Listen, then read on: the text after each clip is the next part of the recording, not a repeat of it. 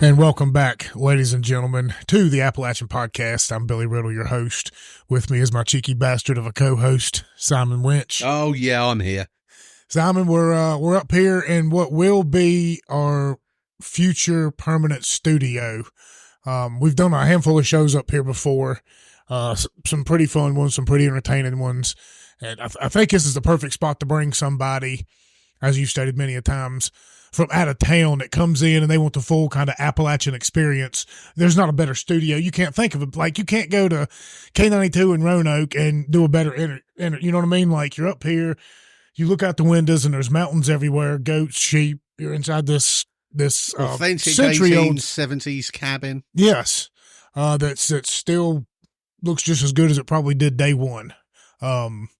Yeah, you know, you fix it up, touch it up here just a bit, and it's going to be a hell of a time. So for everybody that's out there that's listening and stuff, we've got such a phenomenal list of people lined up wanting to come on the show. We kind of got, you know, we're doing what we can in the time being, but we want to get the videos up and get everything rolling with that, because the clips are going to be awesome. Some of these people we got lined up are really cool. And by getting them here to the cabin, to the studio, we're also going to go into town and stay a couple of days at one of our hotels or bed and breakfasts. They're going to spend money eating at 2 or 3 places, like Rocky Mountain Burger Company, that big supporter of the show. We do a lot of shows in there, and it gives us opportunities to do more shows live in town and stuff. I'd eventually like to get to the point to where we come up here and we do a show, and we also can do one show in town each week, almost kind of like us hosting the trivia night. Instead of doing that different place, it could be a local guest. Sometime it might be a regional. Sometime it might be a big guest. We might be one of those deals where we get a big guest that comes in and they say, well, hell, I'll go up to the cabin and do a show. And then we'll also do one in town for people to ask a bunch of questions or something. You never know.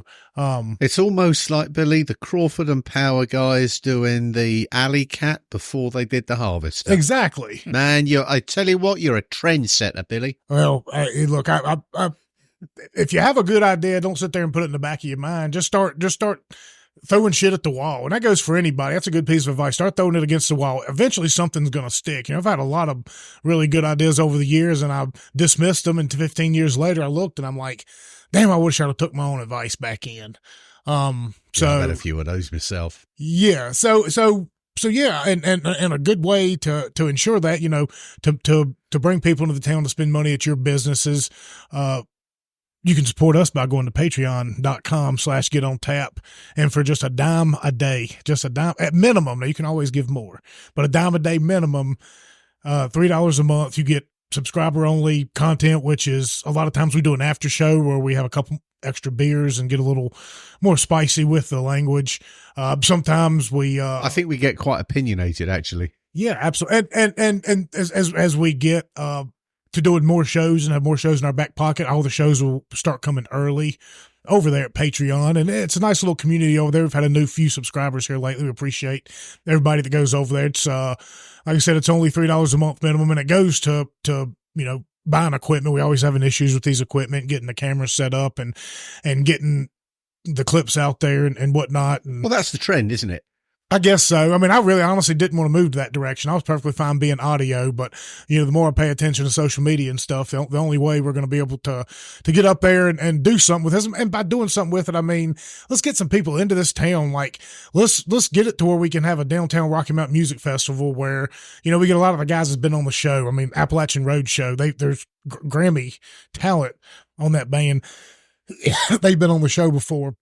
Crawford and Power, Colby Helms, Billy Hurt. I mean, that's just way Jennings. Chris behind promotion of something like that. I mean, the guy's got years and such a talent that it's a missed opportunity not to embrace him, you know? Exactly. So everybody support everybody that chips in. That's what it's going towards as we're pushing to be basically ambassadors of this area, to get people to want to come here, spend money, hang out, and come back and make this place a hub for relaxation for people trying to get away from but you know, the good people, you know, the ones that need a good reset. So if you go to patreon.com/getontap, you can subscribe there, jump on that community. And like I said, when a lot of these big names come into town, we also have private events, private shows, private meet and greets and stuff. If you're a subscriber, you get privy to stuff like that and everything. Yeah, some of our big events up here would certainly get some folks up here to partake in some of our bigger events. I think that's got great opportunity, and again, the Patreon angle is the very vehicle you need to use to reward our Patreon members. Yeah. That's a great way of doing it. So.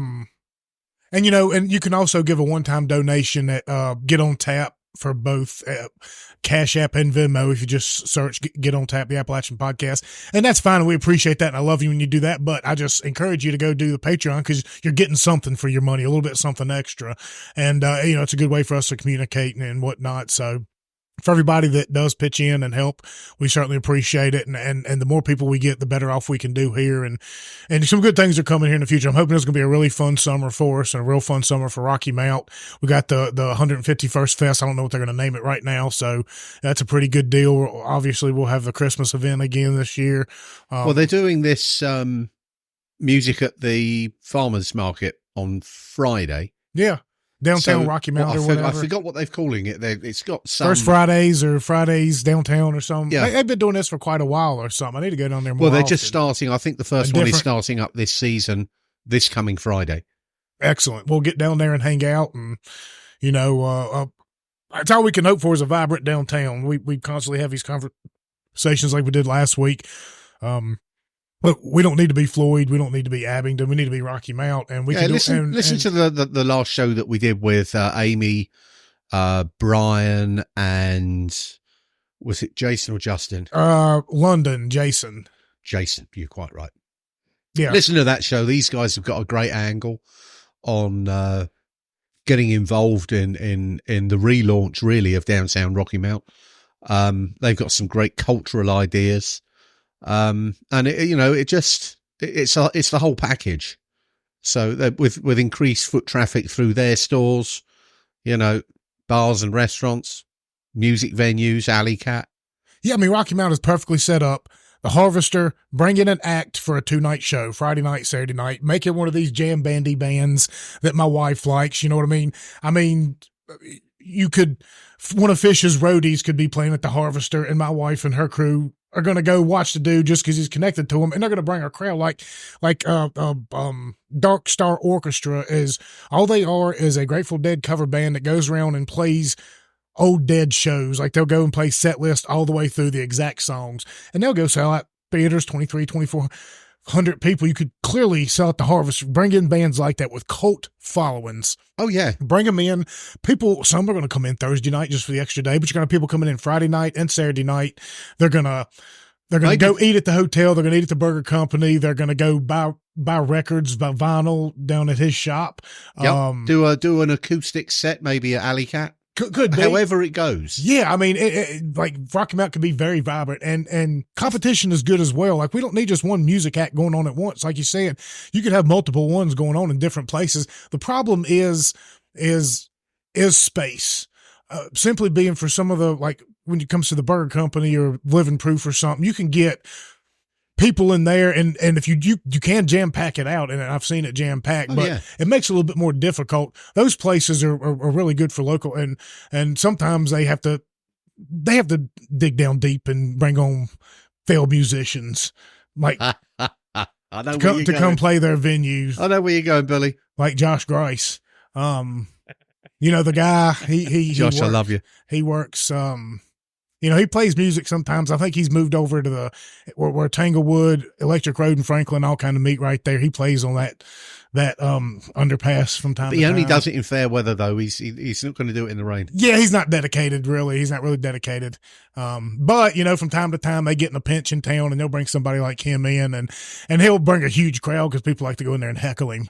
So you have so many options. You can bring in a couple of big bands in one night. One of them might be playing at the Harvester. One of them might be playing at the farmer's market.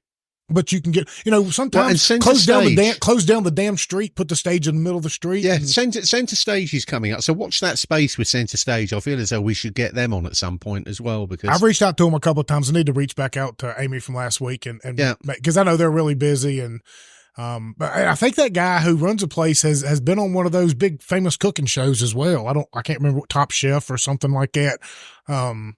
It'd be great if he was on who's the English asshole that screams bloody murder at everybody? I know you're going to bring up Gordon Ramsay. Oh, there you go. Bringing up Gordon Ramsay. Who else? You know? Well, anyway, we'll introduce our guests here. Of course, I think Emmette Bird has been here so many times I can't even count. He's probably been on the show more than anybody else. Birdman, thank you for joining us here again tonight. It's thanks for having me. Again, I love coming up here. It's 20 years ago this week. It's a bit therapeutic. So for anybody who doesn't know, people listening now, we for different reasons have had different shows dedicated to our time overseas, and sometimes have been on anniversaries, sometimes have been random reasons. Because him, it was actually the second show I ever did featured him. We just sat up at the house, and it was just 'cause I needed a guest. But other times we've sat down. If you search back in our shows, we've probably had 8, 7 or something that have involved going overseas, and all of them, some of those stories repeat, but there's everyone's got a unique, different tale. Yeah. I don't think we've exhausted all the stories yet either. I'm sure there's some fruity ones out there that several of you are a little reluctant to bring up. Yeah, there's still some out there. Oh, I bet there are. And of course, I brought my son with me tonight. My son is a Afghanistan veteran. That's right. You certainly go ahead and say hello. You can. Hey everybody. So I got to go see both ends of that. I got to watch Dad go away 20 years ago and look up the guys for some fucking reason, like Billy Riddle and Lynch and all you guys, and then a couple years shortly after that, I was on my way out to Afghanistan. So it's kind of neat to see both ends of that. Who were you with when you were in Afghanistan? What unit? I was with the NMCV-1, so we were a CB battalion. Oh, right. Yeah, so we were basically stationed out of Kandahar and supported all the provinces around. So I was personally in Zabul province in RC East, Afghanistan, which was right on the border of Pakistan. That was a pretty hot spot. It was right before I got there. My time there was quiet. But it was actually gorgeous. Like the Hindu Kush and everything in the background was just majestic. And we were there right at the tail end of fighting season, which is why it got slow. So but I mean, it was weird. You'd go back into like Kandahar and you could set your watch by the rocket attacks. So, wow. Yeah. Elaborate a bit more on fighting season for the less acclimated. Sure. So, it gets cold as shit in Afghanistan. And, I mean, you're talking like, down to 0 degrees Fahrenheit some nights, and you just don't want to be out in the open fighting in that. And the way that the Taliban were fighting a lot of times, they're using delayed systems. So they don't want to be where the rockets are coming from when the rockets go off, because we'd shoot back at them. So you would use They got pretty wise to that. Yeah, yeah. Funny how that works. If people have the ability to shoot back, it's a more polite society, even when, you have rockets aimed at each other. It's like, oh, well, we both have rockets. Let's just chill. For anybody out there, that's a endorsement for the Second Amendment right there, by the way. A big endorsement. An armed society is a polite society. Most times. I live in Maryland. I can tell you those people are fucking rude. But, and they can't drive. Yeah, no, they can't. Oh, sorry, did I say that on air? Was that live? Oh, Billy, true. Hell, I'm going to get Maryland drivers after me now. Do I care? No, I don't. So, but yeah, they'd use ice blocks, and you need heat for the ice block to melt. And so they'd set these Chinese rockets up on ice blocks, and it would melt like hours later, and it'd go off, and they couldn't hit shit. But, by the time we were on them, they'd been gone for hours. So those were the same tactics they used on us over there. We lived in Mortar Alley in Balad. back in '03. And by the way, everybody, now we've introduced everybody, I guess today's kind of theme is a couple days ago. What's today's date? The 6th or 7th. So I guess on the 5th was the day we took off in Kuwait on the 4th and landed back over here on the 5th in Fort Eustis, or actually we landed at Langley Air Force Base on this day 20 years ago. So it's been 20 years since we came back. And I was like, well, we've had a bunch of shows. You know, we kind of tell the stories, and I know we'll get into a couple on this show, but I kind of wanted this one to just talk about, you know, everything that's happened after the fact. You know what I mean? I've got a quick topical question that just sprung up. Is the mortar a shorter range Can be. than a rocket? Yes. Yes. Yeah. Generally speaking, yes. And a Yeah. rocket's shorter range So- than a missile. I'm just trying to figure out how you counter both of those elements separately. You don't. You dig deep. Yeah, that's what I know. Mortars are the one that scare the crap out of me. They both go up and come down. There's not a whole lot you can do about it. You dig Yeah. deep. Gravity wins. Yes. Yeah. You hope you're someplace that has an active defense and can shoot the stuff down. I was never anywhere fortunate enough to have something like that. Oh dear. Roll the dice That's it. and feel lucky. Not good. I was going to ask Billy because he was talking earlier about, you know, having ideas and throwing stuff against the wall and see what sticks. How'd that joining the army thing work out for you? Well, very bittersweet. Yeah. Very bittersweet. It's one of those things you look back on and you think, what the flip was I thinking? And on the other hand, it's like, well, I wouldn't be sitting here if I didn't. You know what I mean? If I didn't go over there and experience, you know, the things we experienced and witnessing firsthand just how pathetic and shitty our government is on multiple fronts, not only in how they supply us, you know, how they attempted to keep us safe, how they didn't give us our chest plates until 9 months in, while we were actively the most used unit in theater. So when you come home, you are able to tell that story, and you're able to hopefully push a few more people towards liberty to understand the people who sent us over there for these bullshit reasons need to be reined in and need to be held accountable. I mean, you were sending over completely unarmored Humvees. You might as well have sent over a freaking ragtop. That's what they done. Humvees were ragtops. So I mean, yeah, the ragtops, bearing in mind 130 degrees, some crazy temperatures out there in a ragtop. The no armor, and you've got an IED that's being funded by Iran, and they were getting pretty damn clever at them. I read somewhere last week as all this was coming up, and I was reading back on what we'd experienced and looking at pictures and what have you. I believe it was about 160 degrees in the cabs of our trucks. Dear God. I mean, I don't even know how you function in that. Well, you did. I mean, they say it's a dry heat. It is. Okay. It's a you're in a That makes cab it- over truck, so you're sitting on a motor, which is why it was so hot.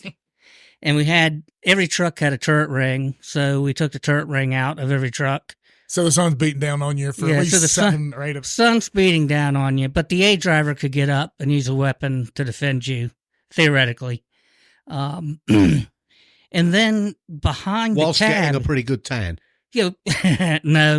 We had to wear our long sleeve blouses, and we did that religiously. wink, wink. Yes. I'm. Can you smell it? Can you? We don't have smell audio. No, we don't. But I can Yes, smell it from here. Yeah, there might be some bovine fecal matter in that last statement, but the behind the cab of the trucks there were transmission coolers. And I think once the transmission hit, 200, 230 degrees, it would kick in. And it would get sucked in through that friggin' turret ring at the top of the truck and come right down into the cab on top of you, too. Cooking. So you would not be wet per se. Now, your calves would, your thighs would, the top of your thighs, because that would be just mud, because the moisture would stay there. And you'll get caked on mud. Everything else evaporated so fast, you really weren't wet. But you'd have salt rings on your uniform everywhere. And you would crunch when you got up in the morning and put your clothes on. They would crunch from the salt breaking up. Yeah. I know I had to drink something. It was either 5 or 8 litres of water a day in Belize. And that was grade 1 jungle canopy, nasty, horrible damn place. Everything there was trying to kill me. Humidity in heat is much worse than dry heat. And that was what Belize was, the humidity. I mean, I had skin falling off me. Yeah, we lived in South Florida. My son was actually born in South Florida. It's in the subtropics. We live so far south. I can relate to the heat in Belize. I do not miss Florida at all. Oh, it was, I mean, and actually the heat, I thought the heat was worse in Louisiana, in deep South Louisiana. Oh, dear Lord. I mean, in August, well, down there where the mosquitoes are standing on the corner of Bourbon Street, punching their fists, waiting for you to come by. No. Well, and that is the state bird. It's the mosquito. I mean, I'm convinced of it. Oh, it's not a fly mingo. No, it's a bloody mosquito. Those things are enormous. They take an armful at a time. Yeah. You know? And the closer you are to water, the nastier it gets. Oh, yeah. More humid, the more... Well, you couldn't even when you got outside, you in an air-conditioned environment, as soon as you took one step outside, and the worst thing you could do is be in an air-conditioned environment. Take a shower. You were sweating before you dried off. Yep. Yeah. Yeah. Well, just walk into the car. Yeah, absolutely. I made a post on X the other day, just commemorating the day, just some weird little picture, and I made just a little reference to it and stuff, and I'd said, 2.4 million man miles is what we got, which to this day I don't think we'll ever be beaten. At least it hadn't been beaten yet, because I know after us they slowed down missions to doing them very close by. They didn't do long haul missions because I guess it wore them down too much. I don't know. They ran the shit out of us. And some little Peckerwood chimed in and kind of mocked me a little bit. I think he was a Marine, bless his heart. You gotta watch them Giants. He seems like a good enough dude and everything, but it kind of got me to thinking about it a little bit and why our story is so unique. It's not just the shenanigans. It's not just that we were ragtag and we were kind of outcasts and the crazy shit we did. I urge you to go back and listen to the old shows, anything about Iraq. It's not the shenanigans, but one of the big things is how resourceful we were. And when I was talking about how the most Appalachian unit there was out there, we were living history of how modern war met old war. At the same time, we were able to carve out our own path. And when I say that, I mean, we were, when you talk about how hot it was, well, what did you have to do? Well, we had to adapt. What do we have to do? Well, we got lucky one day and a tractor trailer that was full of igloo coolers heading towards one of the PXs, I guess, up there, hit a bump in the road, and all these coolers flew up. And while they're on the side of the road, they're trashing out, so we picked them up and procured them. So now we have coolers every day. Well, what did you do about ice? Well, the government surely wasn't giving us any. They didn't have any ice to give us going up and down the road. We started finding Iraqis, started trading with them, willing and dealing. So every single day, now granted, you didn't want to eat this ice. You certainly didn't want to put it in your drinks and mix oh no, nothing like that. No, I mean, they were getting this ice out of the river. You could see the toilet paper in the ice, but you put your water on it and you deal with it. You put your water on it. You put your cold Jordanian alcoholic beverages on them. And look, it was so hot out there, you could drink a few of those going up and down the road and it would just sweat off of you in 5 minutes anyway. And who's really going to pull you over and give you a DUI in the middle of it? You know what I mean? Like, fuck off. We're going to do what we're going to do. Exactly. I got a 50 cal. You're going to give me a ticket? I don't think so. Interesting concept. But we were with that and the ice and we were some of the first to have our own showers and our own porta-johns because all the guys got together, they found scrap wood and they built them. We were one of the first to have electricity. Why? We found old Iraqi generators and we had electricians in our unit who all got together, found parts. Yeah. Now we had electricity before everybody else. We had internet and telephone to reach our families long before anybody else. Why? Because we were outside the wire every single day and we could procure alcohol. Well, the contracted civilians who live right down the road from us, they don't go outside the wire. They'd sure like some of that booze. We'd sure like some of their internet. So they ran us a line over there. Like, you can't, there's every other unit out there that guarantee you for the most part was just rigid and they did what they had to do. We had no structure. We had no leadership. We had nothing but us and a gaggle fuck of stupid. And we somehow brought every swinging dick home and have resourceful. You can't mess awesome. with Appalachian people. Well, that's awesome that everyone came home. We worked our ass off. When an active duty unit would reach 80%, they were combat ineffective. They would not go on the road. We took 80%. 80%. You're combat ineffective. I think we were at 80% by the time we got We in were Iraq 80%. within We were 2 weeks. 80%. Yeah, we were at probably 80% within 2 weeks. Was that physically or mentally? Both. Yep. We we took- combat ineffective before you got to Iraq. Let's be I was going to say, whenever were you combat We took- effective? Took 60 tractors, 120 trailers. That's 60 systems, right? We were down to 13 at one time, Good Lord. and we were still running missions. That's an attrition rate that just... And should we kept on crush rolling. you. And we kept on rolling. Wow. Now, And this... the colonel got a case of the ass when we asked for a couple days of maintenance to get some trucks up. really? We were out dogging. That's someone who's completely out of touch. Well, Dare I don't like that colonel for a number of reasons. He got some people killed. I don't like the colonel. I just Fair enough. don't like the colonel. He wasn't a very Yeah. intelligent man.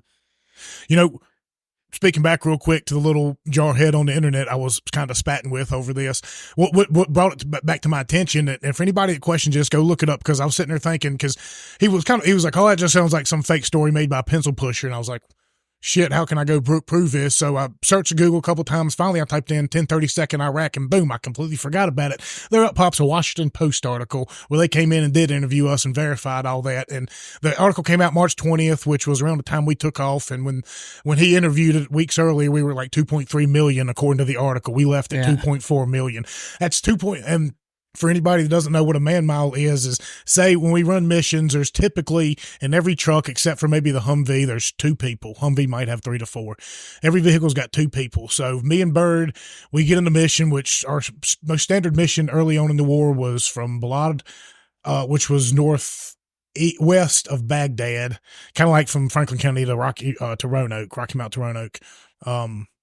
And we would go from there all the way south to Nasiriyah, which was somewhat close to the Kuwaiti border. Yeah, What sort of distance are you It was about talking 300 300 miles. So that's a long 300 run. miles down for me and Bird are 600 man miles. 300 miles Okay, yeah, I back get each you. is, so on one mission we get 1,200 man miles. You add up all those man miles and our unit combined, our company got 2.4 million, which is getting it. Like, we dwarfed active duty guys that get paid year round to play Army. We're a bunch of truck drivers, electricians, college students, full-time drinkers, hookers. You know what I mean? That's what we are going over there. Strippers. No shit. We had one in our unit, a stripper. That's what we had. Don't get excited. Who did her job. Don't get excited. I don't want to see anybody stripping over there, care how good you look, because it's just trouble.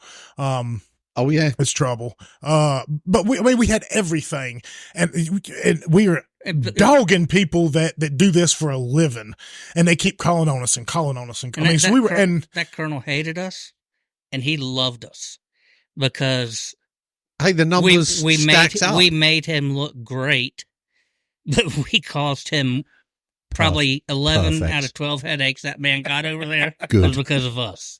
You got to watch the Ruperts. Yeah, I'm not going to say anything else about that man.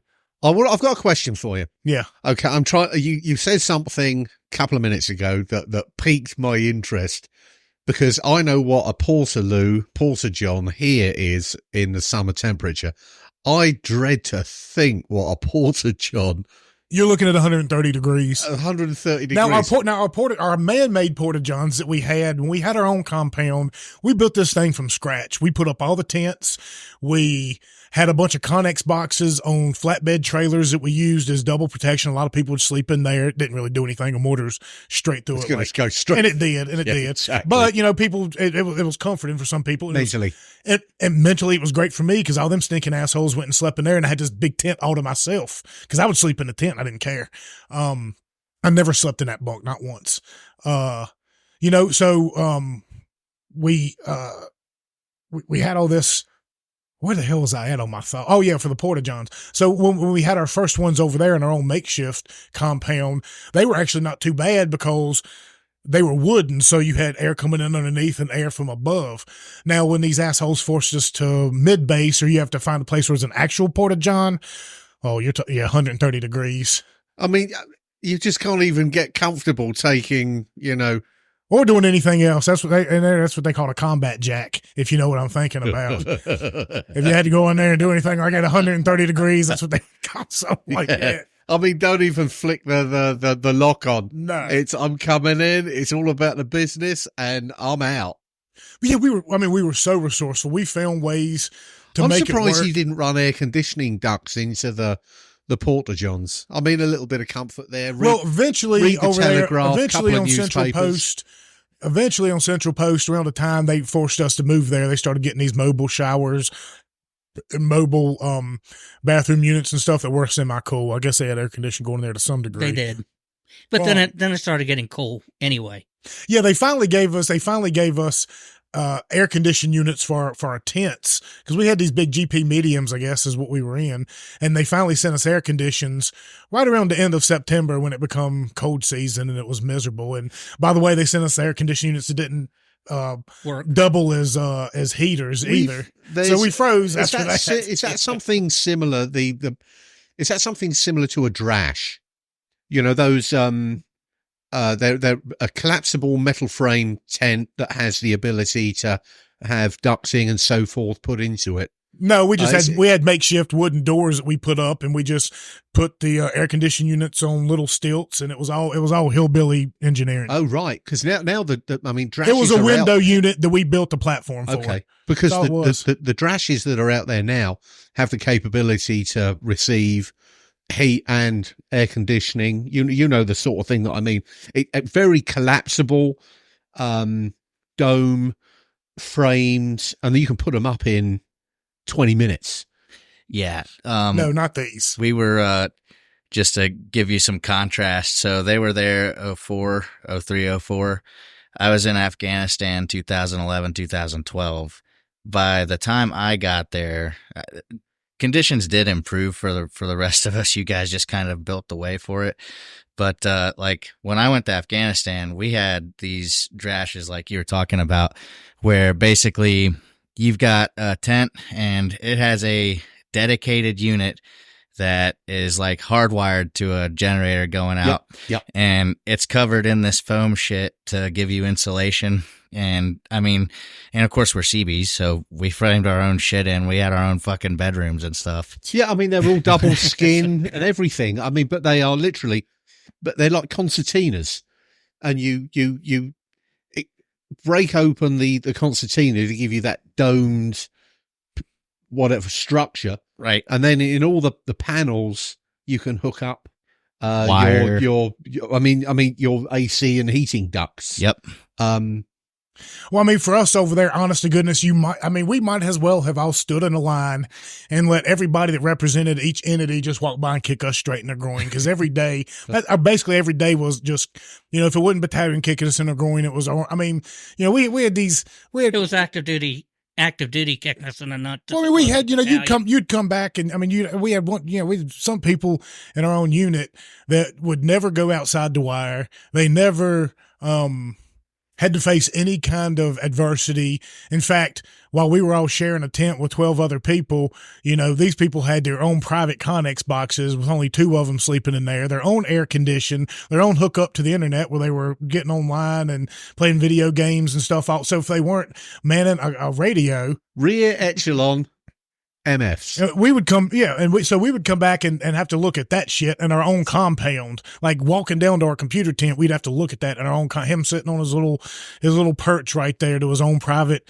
Connex boxes. You know what I mean? And sabotage. And it's just, I'm just saying, saboteur. I'm sorry. At the end of the day, I didn't. Honestly, at the end of the day, good for the goose is good for the gander. At the end of the day, honestly, I didn't give a shit because I liked our story more. I liked what we had to do. I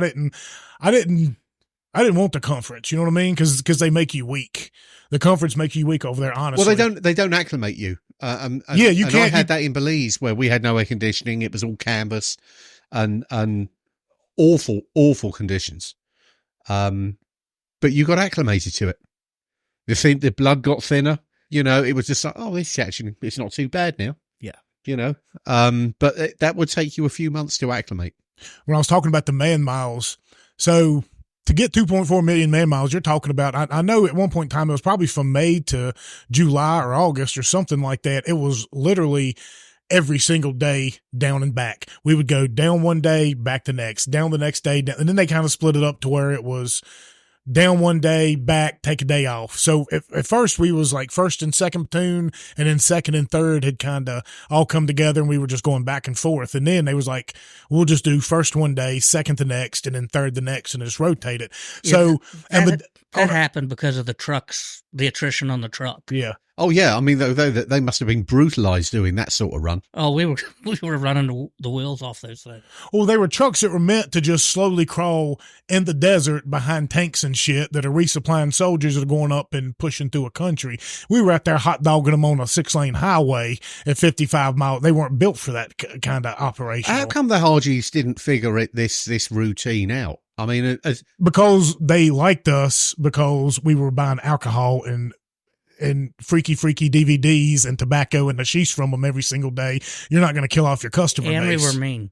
Yeah, and we weren't to be messed with. But it was a good mutual understanding. a great. Well, the 50 cal is He's a nice. great negotiator. But an automatic grenade launcher will send multiple people to meet Allah. So if they don't jam. Yeah. Well, if they do jam, then you got the 50 behind it and multiple souls and a bunch of M16s with probably half a company of guys on hillbilly fucking heroin, marching down on you. So, I mean, good luck with that too, I guess. But you know, and even on the days we were fortunate to have off, and by off, I mean off the road. Well, on those days, it was like, well, why don't y'all go out here and guard these Iraqis who are bringing on posts to do little crap jobs, and we'll go out here and search these people for bombs.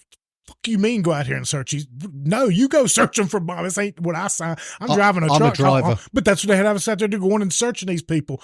So if we weren't working, we were still working. We were on guard towers 8 hours a day. You know, we were doing something, anything. I remember this one day I had to guard. It was just me and him. I was guarding this Iraqi guy. And here's their thought process, dude. And here's their rules. Now somebody make this make sense. They bring people in a war zone. You just got done destroying their country and their hometown and their cousins and their family and stuff. So what are we going to do? Well, let's start bringing them on post to work. That sounds like a good idea. Genius. Now I'm assuming this guy wasn't lying because they take their faith very seriously over there. I don't know if they would lie about being a Christian, but apparently it was just me and one guy. And I guess he was a Christian from Missoula, but their rules were also, well, why are you in your truck with the guys? You're not supposed to have a magazine jammed in your weapon. So we're guarding the guy and we're just kind of holding the gun, but it's not loaded. Yeah, what's the point? What's the point? What's the point? Why don't I just sit there and handcuff myself and say, there's my weapon, buddy. You know, I got you. You know, just... So, but I mean, these were but I got to drive him around one day and he could speak a little bit of English, and he was a math teacher, professor from Missoula, and he's got a degree in math. And he'd said asked him how much you make over here cleaning shit out of shitters, sucking it out here on post. He said about $150 a month. I said, is that all? He said, as a math teacher in Missoula, I was making $30 a month. He said, I've, 5 times what I was making now to come, wow. So, yeah, I mean, it was always something. We were the most worked, and it was one of those things too, where not everybody got 2 weeks of R&R because that whole system didn't implement until September. And our company, instead of doing what as military, I guess, etiquette and starting from the bottom and going to the top, which would have ensured that Bird, who has 3 children and a wife back home, would have got to go home. Instead, we're like, oh, we're going to have a drawing every single, because that's the fair way to do it. It's a drawing, but we're not going to do the drawing in front of everybody. It's going to be behind closed doors, and you can trust us. We're fine. So we're the government. We're here to help. Exactly. So for Watch Christmas, instead of somebody like Bird with a family goes home, our shitfuck lieutenant gets to go home. Platoon commander and platoon sergeant both get to go home. And I'm pretty sure neither of them had children or families to go home to. And instead of lower ranked people should, you know what I mean? So things like that, like I said, constant kicks in the nuts, no matter where you're at for us. It doesn't. Well, I got to go to Qatar. Yeah. I got 3 days of R&R in another desert.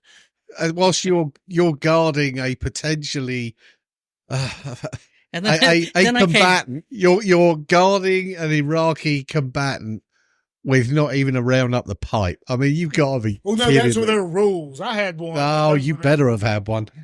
Yeah, the 3 days in Qatar, that was great. That was That was actually worse than just go ahead and stay. I would have been better if they would have just said, stay in Iraq for 3 days and don't do anything. You don't have to go on a mission. You can just lay here, because at least there you could have had alcohol. There they only gave you 3 tickets a day, and for like $10 and I'm like, so I would take my tickets and give them to people, because they were paying upwards of $20, $50, $60 for one ticket for one beer. And I was like, here, just take it. He's like, how much do you want? I said, nothing. He's like, why? It's beer. I said, dude, I can't take money off you for drinking beer. This is rehab right here for us. I mean, we're buying 30, 40 cases of booze every single day, every day. That just, wow. Now, and how did your experience compare to your old man's? So, because I'd imagine chalk and cheese would be a phrase that's come out of your household quite a lot. Well, it was weird because the spirit for going overseas, and that was Dad's second deployment. He left when I was a kid, so I grew up first of all before in peacetime and the glorious 90s, hearing about him going over in the Marine Corps, and then I go. I came in the Navy for SEALs and ended up Seabees. I failed out. And I get over there, and I'm like a hard charger, I'm ready to go, sign me up, volunteer for everything. And, it was weird. We were like on a leash, I'll give you a good story. So we had we were 2 weeks out. We had completed everything on FOB Wolverine, and I'd gotten to know some of the SEALs that were in the area, right? And they would come in for resupply. And one day I come in, and they look all down like they're, worried. And I'm like, well, hey, what's going on, And they're like, well, we've got these guys sitting outside of our compound. There's about 30 what we believe are Taliban. And, all we've got is like the 4 of us and a couple of cooks manning the lines. And I said, well, I have about a squad of guys here who are getting ready to go home. We're going home in 2 weeks. But we're not doing shit. We finished our mission. The airfields were prepared. All the shit's been built. Why don't you come talk to my LT, and I'll see if I can't get a couple of volunteers. I'll go over there. And so I did. I got like 3 or 4 guys that were willing to go. But the lieutenant was so worried about covering his ass and not getting anybody hurt that he told them to piss up a flagpole when they came into the HQ to go talk to the guy. And so it's like our same branch of service is over here. They're miles out from any help. We were an Apache base. And so they could have called in air, but it would have been a good 15 minutes before anyone got in the air, much less over there. And they had a bunch of shit fucked up on their base we could have fixed for them. We were sitting on material for fucking weeks. And it was like, that was my experience. And what a waste of resources. Yeah. You've got highly trained SEAL teams looking after 30 tally. Yeah. Come on, man. That's not what they're trained for. No. That's just a waste of resources. That infuriates. That should infuriate everybody. Yeah. So it's not the guys that are down on the ground, like, Never is. Your low guys. It's the officer types, your upper, your senior enlisted a lot of times are compromising that way. Not all of them, but like vast majority. Everybody's worried about that fit rep. Look, that LT had just had a kid, and I know that he probably wasn't going to send us and not go himself, and that's probably why he denied the mission. But it was just still bullshit. It's like, man, you're fucking over here. Everybody here's got family, and so do those SEALs. Like, why the fuck are we sitting here? Yeah, that's that's just piss poor management. Yeah. And no getting away from it. Well, and that's a common story. Unfortunately, that's a common story. And I can't see it getting better in the current environment of this woke cancel culture. Now you've got LGBT, TABC, what the hell ever going on in the military. All you're doing is weakening the military by doing this. Well, we'll think back to that time frame and that who was president then and what he was doing to the senior military leaders. He was getting rid of them all. Yep, absolutely. For political points. He gutted our senior military leadership. Yep. Consequently, the people we have running the show right now, they're like, the God help us when it goes hot. Yeah, I'm trying to find a nice way to put this, but they're not the B team. They're the D team. And, look at the chairman of the Joint Chiefs of Staff who just retired, General Milley. Really? That's the best we've got? Yeah. And, look what his priorities were. And now Europe is talking about the draft. Don't think that isn't on they just said the that, discussion point here. Who's the guy in charge now? He just came out and said last week that they're prepared to bring in Ukraine to NATO, which is a red line for Putin, and basically is going to kick off World War III. Well, NATO, it's a NATO. You cannot admit a country to NATO that's at war. That's not going to happen. No, absolutely not. Because then you're automatically committing yourself to the very process. But then again, you got to keep in mind, they always say these things. They've been saying these things for years, and I think they do it. Having said that, before everything's said and done, NATO's going to end up in a shooting war with Russia. That's coming. I don't think we're in any doubt about where that's going. Do you think that's necessary? No. Absolutely not. No, you can give the Ukrainians who have boots on the ground, who have the people on the ground that'll do the dying and the fighting, give them what they need and let them friggin' take care of the problem. Period. I don't even think we should be sending our treasure over there, quite frankly. No, it's not our fight. Do it a Lend-Lease thing. I've got a good buddy of mine. I've been friends with for the last 40 years. He and I had this discussion, and I think you were party to the discussion. He's on your side of the argument. I see both sides of the argument. The point he's making is people fighting and dying is bad. He is 110% correct. In a perfect world, that should never happen. This is far from a perfect world.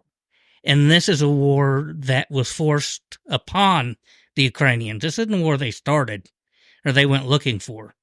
So the way to stop that war is to friggin' end it.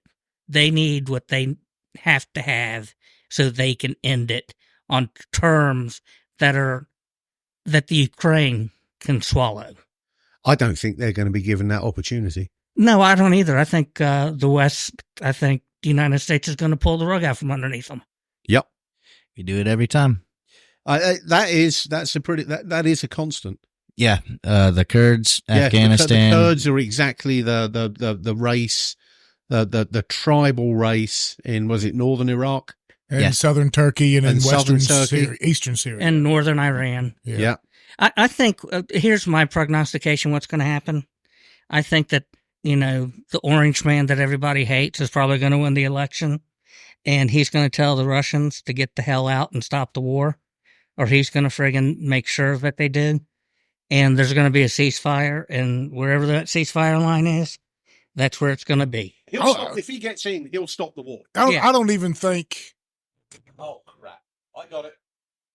Hey, sorry about that, ladies and gentlemen. Honestly, Simon here is stumbling around like a drunk sailor rugby hooligan in an Irish bar after a match, and he tripped over and knocked over the mics on the table. That was a loud crash. We've revived him and got him back up on the mic now. I believe the expression is back in. Yeah.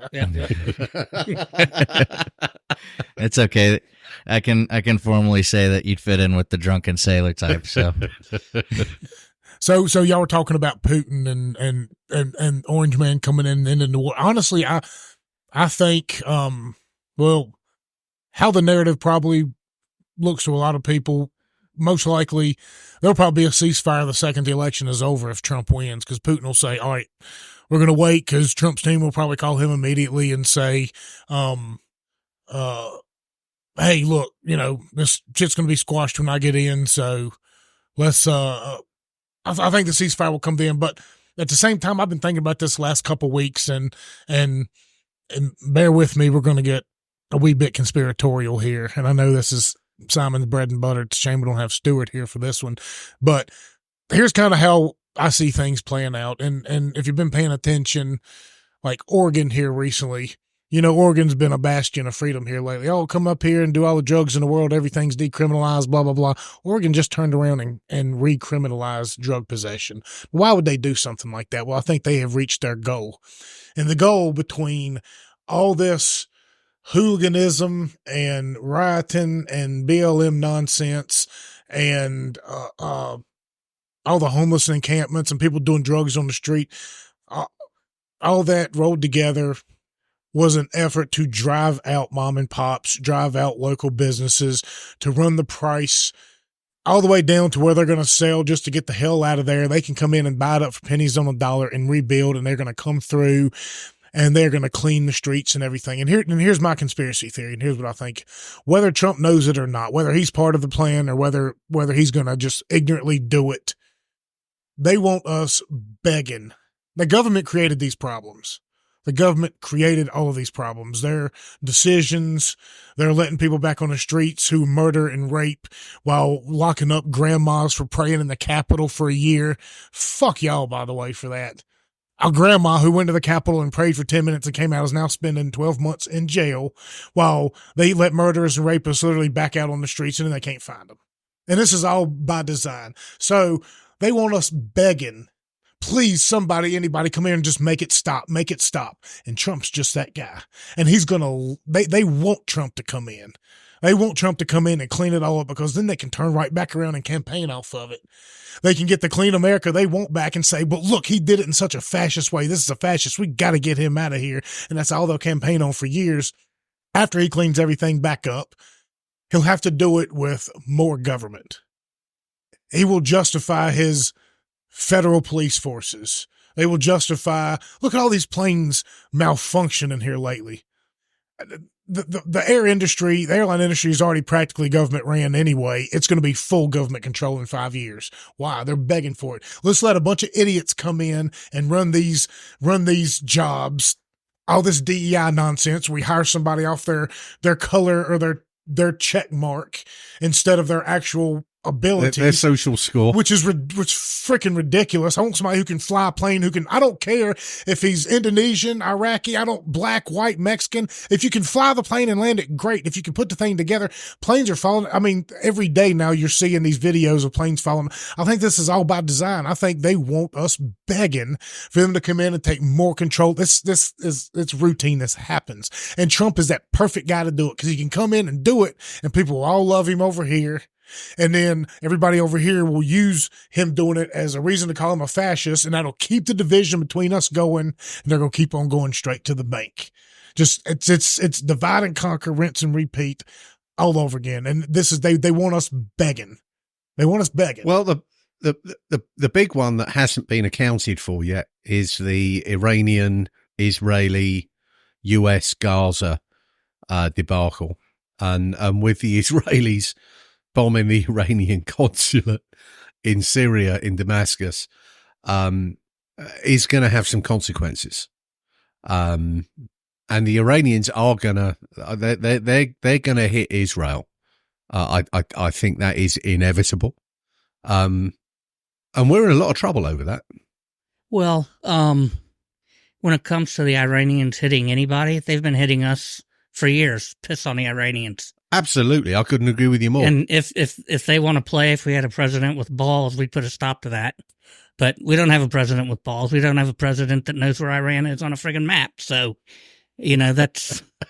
Well, the media does a really good job of conditioning you for this whole thing, if you think about it. Every time something happens over there, it's Iranian-backed Hezbollah. It's Iranian-backed Hamas. It's Iranian-backed Houthis or whatever it is. It's always Iranian-backed. But anytime our people, it's never American-backed IDF when they go in there and kill like 7 KitchenAid workers. It's never American-backed Ukraine fighters. It's never American-backed Kurds. You know what I mean? Like, well, the media does a phenomenal job of twisting it around, making it look like we're always the good guy when we're not, especially not right. And I haven't kept up with the Gaza Israel thing enough. All I know is it's as far as public perception is concerned and the avenues I follow, it's looking really bad. Well, you've got multiple proxy wars going on from all sides. And that will ultimately lead to, a wider outbreak, which would be considered World War III. We're on the cusp of it. I mean, we're already in there. It just hasn't been declared yet because the proxy wars, from both sides, from more than, it's not just the Iranians, the Russians, the Chinese, the Americans, the Brits, the Germans, NATO. They're all in proxy wars right now. And look, this is we are in World War III right now. When we look back on history in 20 or 30 years, 40 years, it's probably going to be looked back that we're in. But here's the problem is when everybody thinks of World War III, it's the same thing with how people think with the Civil War around here. They think if there's another American Civil War, it's just going to be the North versus the South. That was a very unique Civil War. Most Civil Wars are different pockets of insurgency in different areas that come around and they're fighting a centralized power. So when you're talking about World War III, it's not going to be multiple countries all across Europe and everybody standing armies and they're marching in and they're fighting in the forest. No, it's what we've got right now. It's communication warfare. It's psychological warfare.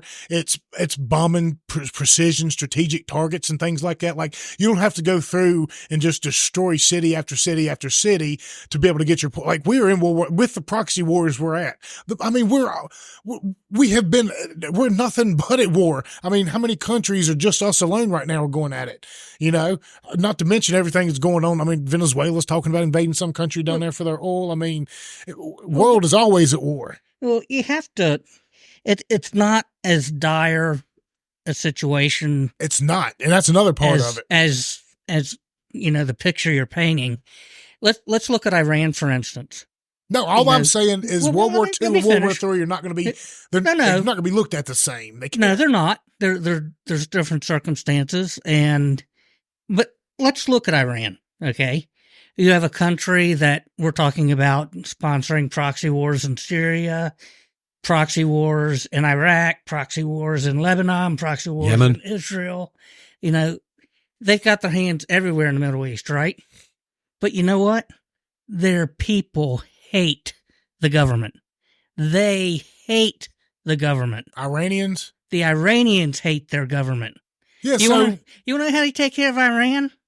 You give the people the power. You take care of the people that are putting the thumbs on the Iranian people, and we won't have to take care of Iran. The Iranian people will take care of Iran. If only we would take our own advice. Well, they were very close to having another cultural revolution, probably a couple of years ago. So we know that there is a very... You know what stopped it? Take a guess. Anybody want to take a guess? Alphabet Boys. No. Biden stopped all of the embargoes and all of the punishment. And through plane loads of cash to Iran. They were on the ropes. Yep. They were on the ropes. Their oil business was done. The people had them by the throats. And friggin' Biden just, here you go. Here's a couple $1 trillion. Why not? Off you go. Yep. Open up your assets, have them back. There's a boatload of money. And I understand where you were going with laying the groundwork with Trump. There's a problem if Trump gets elected, okay, and that's a big if at this point. He's only going to serve 4 years. He's already served 4. So there's no... he's lame duck already. Yeah, there's, He's not on the hook. Yeah, they can't use him as a beating. They can't beat him to death anymore because he's not going to be there. It makes his running mates a very key strategic decision. It does, but... So he cannot come up with an equivalent Kamala. No, what? Right, so he's got to come up with someone who is going to stand, and that's going to be hard for him because very much so. He can't. He doesn't listen to anybody. He's his own worst enemy, and if somebody tells him something he doesn't like, they're out of there. I mean, look at the people that went through his administration the first time. Yeah, a lot of those were rhinos and internal. I think what he's going to want to do in the warfare that Trump is going to unleash on this country is going to be lawfare against the Department of Justice and the FBI and the CIA, because the first thing I would do if I was friggin' Trump and I became president, anybody that got hired by the FBI, the CIA, or the Department of Justice since Obama was president, I'd fire them on day one. Yep. Every single one of them. Completely corrupt. Every single one of them. And you know, the next day, there's going to be court filings from all of them saying you can't do that. But if I was Trump, that's what I would do, because that's what it's going to take. Well, he to can't clear fire that him like crap he's like. transfer them all to Guantanamo Bay. Well, you can't exactly fire them, but you have to like Schedule F them or something, where basically you just completely defund them. Yeah, transfer them all to Guantanamo Bay. They give them all a cell in Guantanamo Bay and a computer, and say, "This is where you all work now." This is actually, I mean, we come back, and I'm always looking to figure out a root cause of a problem, because we can all highlight these issues. That's where it started. Absolutely. But the root cause in this particular instance, in my humble opinion, comes down to the country being run by executive order and not Congress. And the executive order process has to be crushed, because we cannot have one entity, the President of the United States, whichever one he is, running the country through executive orders, which are temporary orders. Something has to give on that front. Well, there is a solution, and it's simmering. It's out there, called the Convention of States. Yeah. If there is another Convention of States and they pass new laws, that will be the new law of the land. There can be term limits. There can be term limits in the Supreme Court. There can be limits on executive power. All of those things can be accomplished by a Convention of States, and the Supreme Court justices and the federal courts would have to enforce those laws, because at that point, they are the law of the land, and anything before that, prior to that, is null and void. So there is a remedy to the problem. Our forefathers designed our system to be incredibly difficult to change.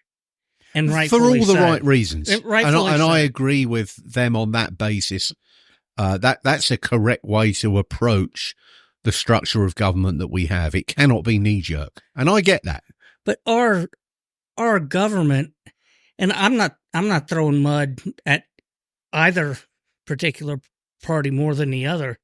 They're both the same. Parties are corrupt. They're both the same. They're corrupt to the bone. Yeah. They both run on executive orders. Yeah. And that, unfortunately, puts Congress at such a disadvantage for, how we progress as a nation, because we seem to be rewriting laws every 4 years, negating the laws that the previous bunch either put in place or getting rid of the executive orders that the previous clown had signed. But we won't enforce the laws. No, of course we won't. I mean, and therein lies the issue that when anyone says, "Oh, but we're a country of laws," no, we're bullshit. Not. We were intended to be bullshit. We should have been. Yeah. But one time we were. We're proving the fallibility of man's laws, and they're all, we're flogging a dead horse here. Well, we write these. We give these 3-letter agencies and stuff also, through either executive order or, appointment, the ability to basically interpret the law as they see fit at any given time. And so, ATF is a golden goose example of that, but, you could even look as far as DHS. I view them as a rogue agency. Well, they mostly are. But, FBI, CIA, whoever they want to investigate or look at, the warrant system has completely been thrown out the window. Look at the Patriot Act. The FBI is on record. It's on public record for everybody in the country to see. The FBI went to the FISA court and lied. And got away with it. Who was held accountable? Yeah, and got away with it. What FBI agent was fired? What FBI director was fired? I think maybe one lawyer one lawyer got through to the wolves, and it was a very He didn't get thrown to a wolves. He didn't even lose his law license. I don't even. I think he might have got 6 months of something like supervised probation or something. He got moved to another department's all that happened to him. He's still friggin', And that's, I mean, when we're talking about CIA, FBI, NSA, think about all the different security ABC agencies that we have, and they wonder why they're dysfunctional. We wonder why that, a Delta team gets hung out to dry because if you're going to have security agencies aren't communicating. If you're going to have these agencies, and you're going to have them, which I think they're all unconstitutional and they shouldn't exist anyway, I think we should be handling ourselves on a more local basis. And now with the technology we have, that's never been easier. Like, we don't need FBI anymore. Why? Because you can get on a computer in 2 seconds and search fingerprints through databases that will catch every single state out there. Feds are not necessary anymore. So if you are going to be necessary, bundle up into one agency where everybody's kind of, okay, well, this wing of the agency is going to be kind of like the CIA where they do this. Or this wing of the agency will be kind of what the FBI does. This wing, but most of them aren't necessary anyway. They really aren't. But if you are, get it under one, so at least there's some cohesion, and it's a little bit easier for us to hold y'all accountable. You know what I mean? And the IRS, really? Well, 87,000 of those bastards knocking on the door. Oh, we're here to tax the rich. No. Come on, see through it. That smoke screen, we need 87,000 IRS employees so we can really go after the 400 billionaires in this country. 87,000 personnel that are going to be armed for the IRS outnumbers the entire National Guard of this country. You have got to be fucking kidding me that this is an acceptable practice. There's your fucking rogue army right there in your face. Well, and now, I mean, they have that armed training. Anybody, I mean, there's a little funny video out there. Scary as hell. Yeah, well, there's a dude in a wheelchair out there with a gun. Come on, man. Nothing. No, this isn't disparate anybody in a wheelchair, but why are you an IRS agent armed? What are you packing? And what are you going to do in that? I mean, your kryptonite is steps. You can't, like, if you come up to almost anybody, you're going to come up to, you're not, The entire Patriot Act needs to be repealed. Oh, very much so. The it's one of the most. Transportation Security Administration, TSA, needs to be taken out of the airport. Homeland Security. And sent to the schools. What is Homeland Security doing? If you want armed people in schools to protect the kids, take them out of the airport and put them in the friggin' schools. You don't even need that. Because they're not doing anything in the airport. Start getting better teachers in there and letting the teachers be armed. I remember coming back from, I think it was Africa, and I came back through, I may have had a couple of drinks coming across the Atlantic. In fact, I guarantee you I had more than a couple. And I came back into Roanoke. So I may have had a few. And I'm coming out of Roanoke Regional. And I counted 19 blue shirts at the one security point, at the one point in Roanoke Regional Airport. 19 of them. All right, I'm sure it was a shift change, but it just appealed to my sense of humour. So as I was coming through, and I knew some of them by first name terms, and I came through there and said, why does it take 19 TSA agents to change a light bulb? And ran. Next time I came through, there was a couple of them just like, you cheeky bastard. I was just like, yeah, I was. But come on. Yeah, I mean, it's all unconstitutional, unnecessary. And you had so many people cheering for it back when it was implemented. It was around the time we were in Iraq, and Ron Paul kept telling everybody that we turn around and use this on you in no time. And here we are 20 years later, and that's exactly what they're doing. I mean, if you see these press releases or whatever, these things they put out, like signs of extremism and domestic terrorism, all are, like Gadsden flag or any talk of Revolutionary War stuff, or anybody that prepares or trains, anybody that's a veteran, anybody that's Christian, anybody that talks about God. I mean, basically, We're all domestic terrorists. Everybody in the entire Appalachian region is all under a complete total watch list by their standards. I mean, it's ridiculous how far it's come. And like I said, I think that's why they're letting the country crumble. That's why I think they are setting all these people up, just like the J6ers. They just hadn't got them yet because they hadn't used them. They're all brown shirts. All these people who are out here rioting in the summer of love and everything, they have all their camera photos. They have all the facial recognition. They know who all of them are. They're going to bring in this next administration, and maybe even one after, but they want the undesirables away.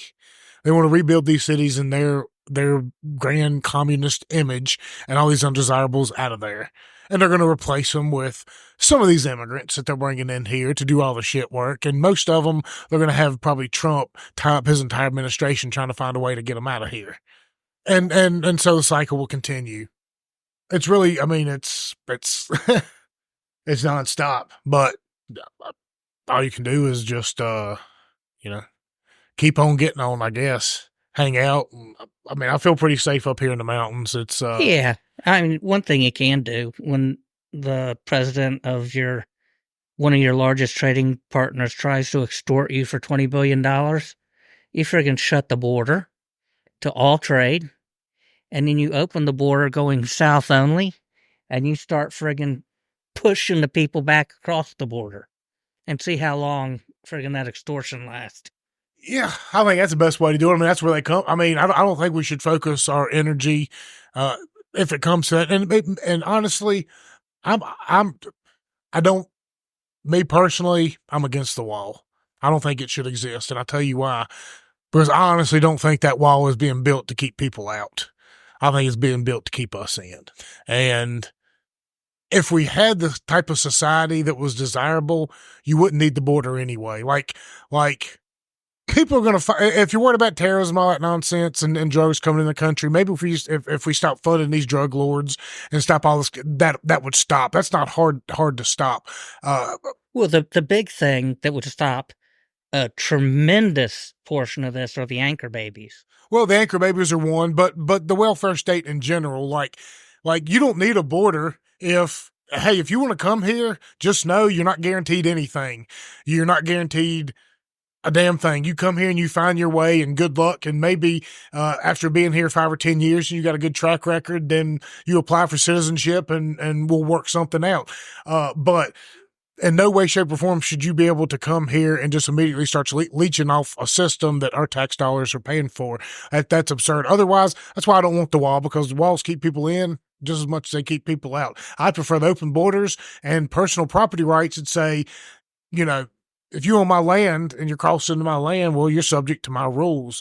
And if you're going to come here and you want to come here and work for what I'm going to give you and help me on my farm, then great. And we all win in that situation. You know what I mean? Like, capitalism ultimately wins at the end of the day. But under the current system we're in, not a wall necessarily, but for fuck's sake, stop letting millions come into the country who are not going to assimilate, who don't want to. But let's get the narrative right from the get-go.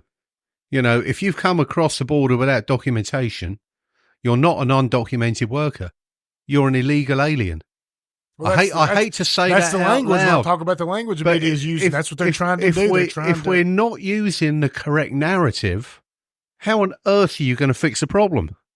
Yeah, they want to call them undocumented citizens. That way, when Trump comes in and wants to throw them out, they can paint him as a Hitler and say, look, he's being like Hitler because he's throwing out citizens. They're undocumented, but he's throwing out citizens in gulags. I mean, it's all a narrative that they're trying to condition us for. And let's not forget that's one of the very few areas of power that the federal government was granted, was the protection of the border. And quite frankly, what we've got going on now is a treasonous act. And there's no other word for it. I'll use the word treason. It's absolutely treasonous. If you don't control your border and don't support controlling your border, you're a treasonous motherfucker. And I don't care I don't care what you come at me with. I agree. 110%. It's exactly what and I'm an immigrant. I did it legally. Nope. My choice is to live here and abide by the taxation laws and not necessarily all the laws that this country promotes, because man's laws, I I have a problem with man's laws because they're all fallible. And if you're at the Big Ten, you're good to go. And that's Well, all it you needs to be. assimilated fairly well. I mean, you're sitting up here on a mountaintop and you hang out with a bunch of former German Baptists, by the way. And never forget, we are the number one podcast in the German Baptist community. Yes, indeed we are. So, thank everybody out there for that, for all of you that don't listen to us, wink, wink. But you assimilated very well. You come up here and you got, buddies and friends, and that's all it takes, just, in the 70s and 80s. Yeah, but I also accept that the Constitution and the Bill of Rights is probably two of the greatest documents when it comes to personal freedom and personal rights that anyone can possibly have. And we are absolutely blowing it as a nation. We are blowing it. Yeah, I don't think people understand how dire the situation it is right now. Like, we've all but fallen. Like, I don't know how we pull ourselves out of it. Like I said, I think what's coming is ultimate government. I'm gobsmacked listening to the educated idiots coming out of our universities. Oh, dear Lord. Well, that's the root cause of one of the problems, is they're involved in a mass indoctrination. And that's been going on for 50, 60, 70, 80 years. They seem to have lost the ability to think for themselves. The Marxists and communists, the Chinese play a long game. We've always heard about the Chinese long game. And that very much is what's in play now. And we're seeing the end game of the long game. What's his name? Yuri Bezmenov. Is that his name? He's a former KGB agent. And I encourage anybody listening, that sweet sound. I encourage everybody listening, go look up his videos. You type in former KGB agent, basically warns America. And this was back in the 80s or something. And he basically, everything that he said, all the psychological warfare, everything, the indoctrination, all that stuff, he said this is what's happening. This is what's going to happen in the United States. And it's what's happening right now. Like, he called every bit of it. Yeah. This is what they're doing. They're infiltrating. We're living it right now. Yeah, they're infiltrating. And look, well, we're practically there. I mean, people want us, we are socialism. We're socialism light. Venezuela is socialism strong, and North Korea is communism. China is communism with a pretty bow tie. Russia is probably somewhere between capitalism and communism. But, we're it. And if we fall, the rest of the world is done. And right now we have commies running every aspect of our government in all the major cities in this country that are important strategic points. Look at Baltimore right now. That dude comes out, and after that major disaster, he comes out and somehow starts blaming it on something on racism or some shit. Like, I can't even repeat what he said, but it was just so nonsensical. It's like, that's all. You talking about Mayor Pete? No. This is the mayor of Baltimore. Oh. Mayor, well, he's going to throw shade on anything that doesn't throw shade on him. I mean, they blame white people for Baltimore's problems. The mayor, the police chief, the congressman, all the city councils, pretty much everybody in Baltimore is all black, but it's still somehow everybody else's problem that the city is shit. That goes for other, you know what I mean? Like, but it's not black people that are the problem. It's the black people that are in charge are all coming from the Marxist indoctrination, and they are selling all the people they're claiming to want to help straight down the river. Just like people around here that claim to help us are selling us constantly straight down the river. It's all the same. It doesn't matter, black or white, whatever neighborhood you're in, the person representing you, 90% chance they're selling you straight down the damn river. And in the meantime, you're sitting here as a citizen looking up and listening to them blame other people for their races or religions or genders or some nonsense. And you're looking across at them and you're starting to gobble and fighting. Stop looking across and everybody start looking up. Well, we'll be labeled as bigots doing what we do, and that's almost a badge of honor as far as I'm concerned, because it's the truth. You can't hide from the truth, and I just can't see how the country has got to this state, and it's been by accident. It absolutely is not an accident. We are where we're at now. Well, I mean, you're going to get into more conspiracy theories, but the only reason Joe Biden won that last election was because of the COVID election laws that were changed. You can argue, whether they were changed legally or not. That's what won him the election. And the the vote harvesting that happened.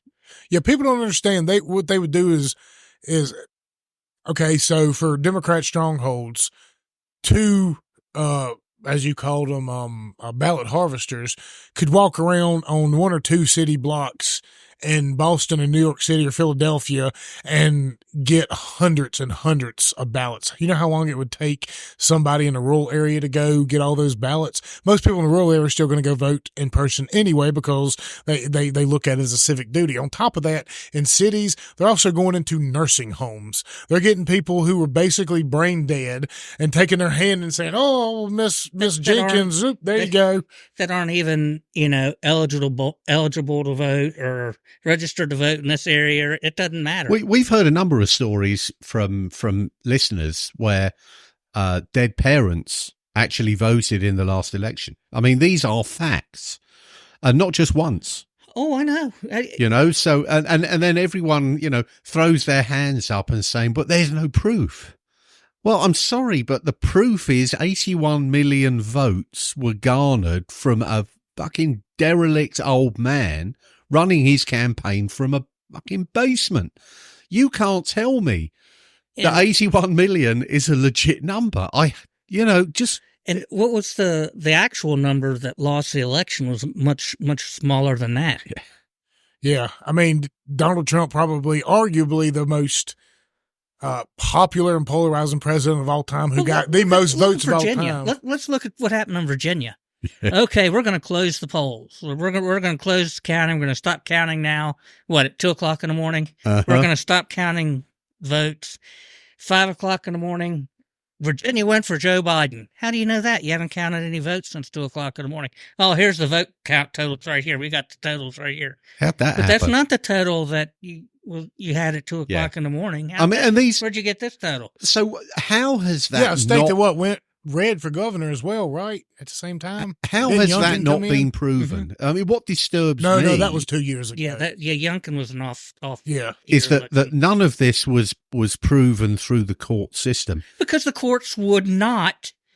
They said did not want to be seen as deciding the election. Well, but so also nobody would touch it. Yeah, so court's argument was they couldn't see the case until basically something happened. He said you don't have merit, but then after it happened, it was like, well, but it's too late now. I've had 6 months to hide my evidence. Yeah, isn't that the case? So I'm say I'm hoping. I mean, is it a forlorn hope? I don't know. This election cycle is going to be uglier and uglier than anything we've ever seen. It's not going to be even close. No, it won't be close. I think Kennedy's going to destroy any chance whatsoever of Biden. Yeah, they say Trump right now, he's floating above the cutoff where even corruption couldn't bring him down. But there's a possibility he's doing to Joe Biden what Perot did to Bush.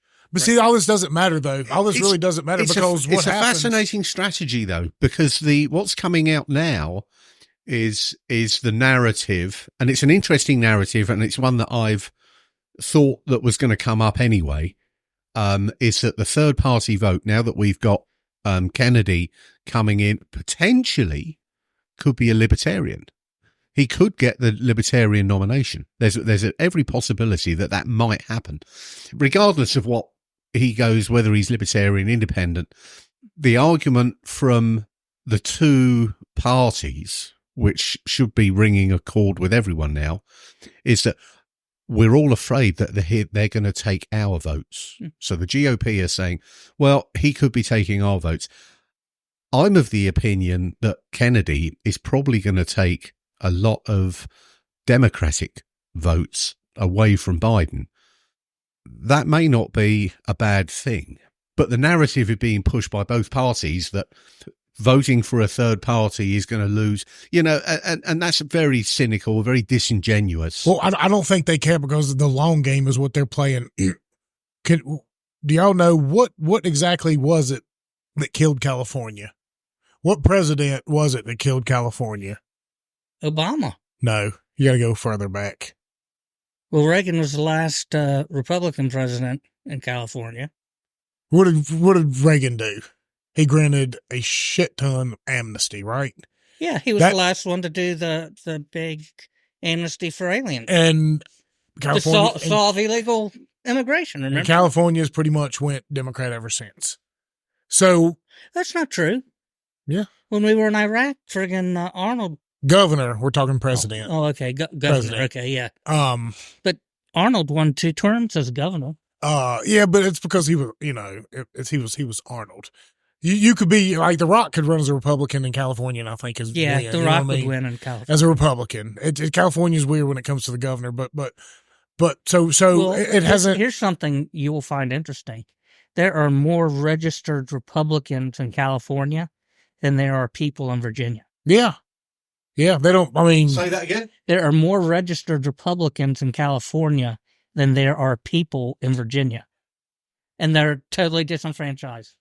So what I think is going to end up happening, what happens, so even if Trump wins in November, Biden still has 2 months to do whatever he wants to do, grants amnesty to these 15, 20, 30 million, and what happens next time the next census comes around? Well, all those illegals, now they count towards the census in some of these states. Now California has far greater electoral college power. New York has far greater electoral college power. Illinois has far greater electoral college power. Well, and there's a bit of a problem that I foresee with the electoral college vote and how it works in California. So if the states even if illegals can't vote, they still count their presence for more congressional seats. That's true. Right. So, and this is, correct me if I'm wrong. My understanding is that if California goes blue, the 55 electoral votes all go blue. Yes. Now that to me is possibly one of the most. Here's I know where you're going with this. Because how can you swing around when there's parts of Northern California are strongly conservative, but yet their electoral vote automatically gets the same thing here. Nova dictates Virginia. This goes to the heart of what our forefathers did, because our forefathers said the states decide how the elections go, right? One of the few things I disagree with that they did. I think the federal government, the standard should be that the person running for president gets the percentage of votes that they get in electors. So if it's, 55 in California and it's a 49-51, then, it's 27 to 28 or whatever split. Right. Because you are disenfranchising. Absolutely you are. All the people that, aren't blue in the scenario you gave. And what that would do, instead of people campaigning in Wisconsin and Pennsylvania and Illinois, Ohio, they'd have to campaign everywhere. Yeah. They would have to take everybody's problems into account because now everybody's votes count. And the way of doing that. Now that to me strikes me as absolutely the fair way to do it. An electoral vote stays the colour that it has fallen. There is there's one state, and I think it's up in New England. It may even be Maine. There's one state that does do that. Could you imagine? Probably someone Nebraska. It's probably Rhode Island. Nebraska does. Yeah, because they're trying to end that right now. I think I think Nebraska gives electoral votes by percentages or whatever. Yeah, and I think that's how. If there's going to be any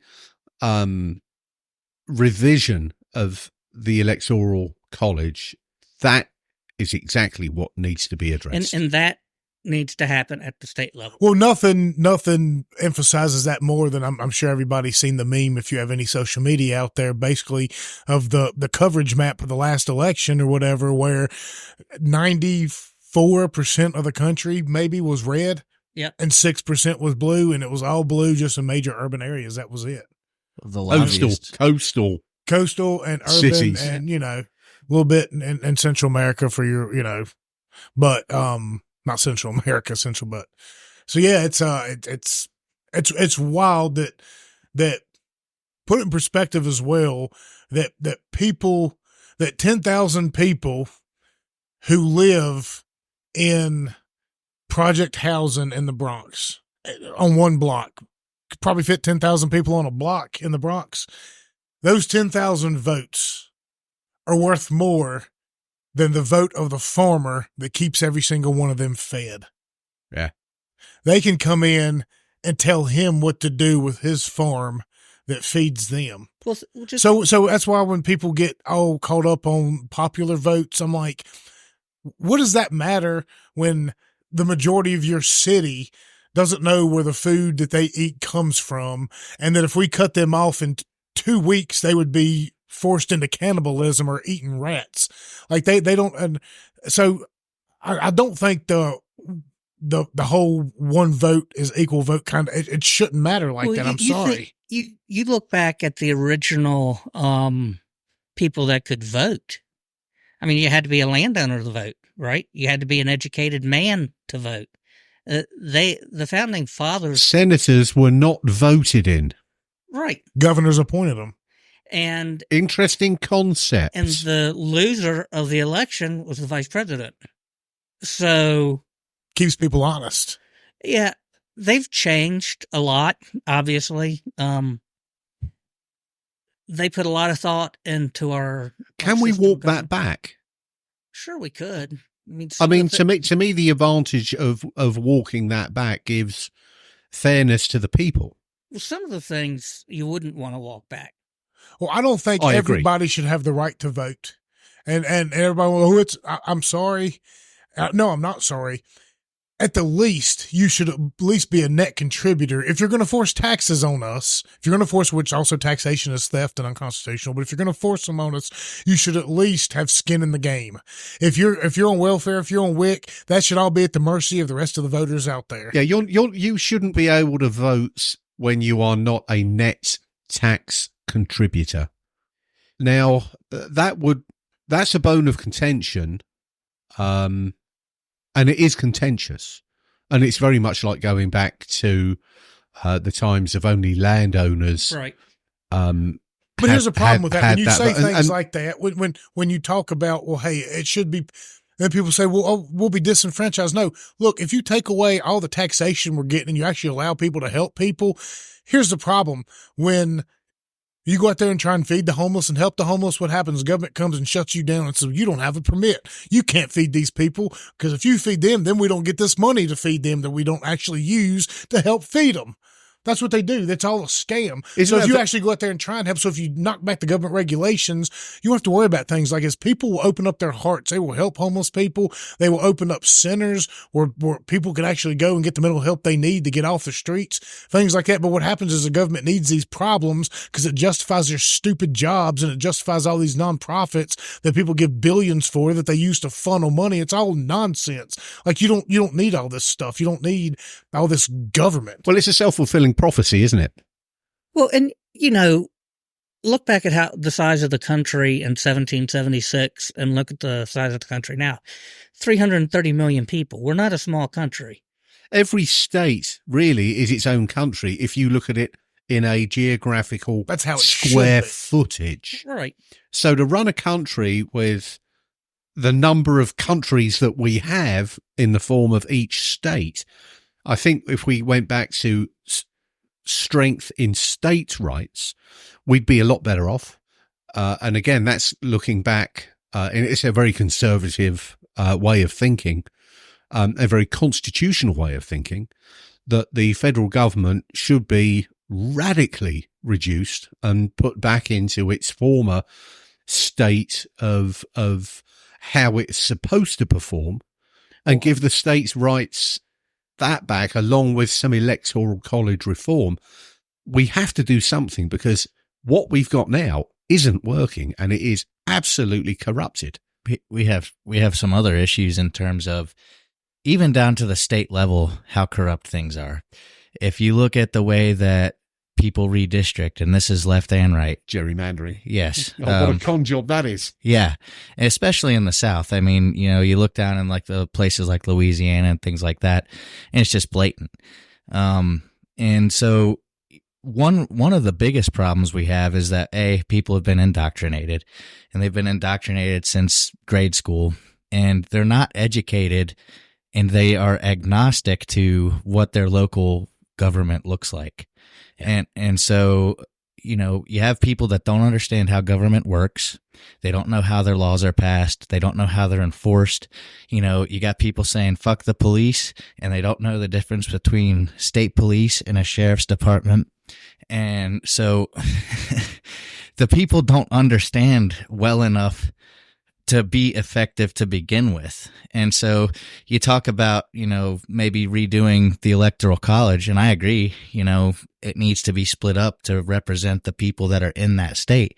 But we have an issue in terms of just lobbying. If you were to do something along those lines, it'd be great, because it would cost a shitload more for a lobbyist to effectively get a campaign run to get his bridge built to nowhere, Well, I mean, and you touch on a very, very good point there, with the lobbyists, and how corporate DC runs.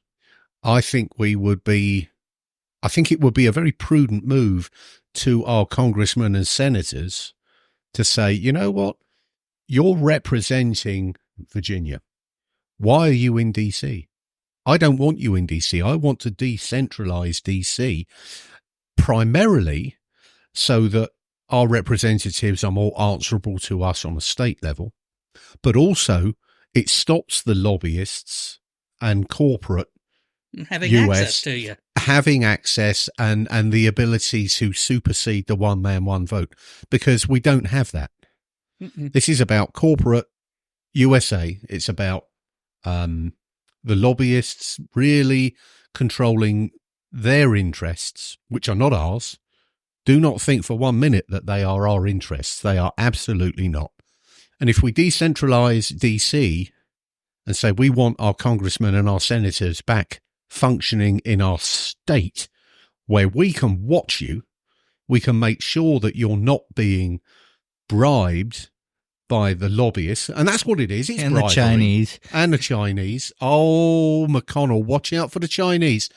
So all that nonsense has to be addressed, and that's one way of stopping it. So we can all talk about what the problems are, and I've always been a proponent of, if you're going to knock something and criticize something, you better well have a bloody good response and solution to what you're knocking. And this is what we're suffering now, is there's a lot of bashing going on and there is no solution. Now, come to the table with a solution once you've had your bashing. And for me, decentralize the politicians and get the lobbyists. And the way of doing that is to decentralize DC. Get the bastards back representing us in our state and get the lobbyists out of the equation, because their imbalance is crushing us. Do what we do, like here in Virginia. You're in session for 2 weeks, 3 weeks, whatever, and that's it. Yeah.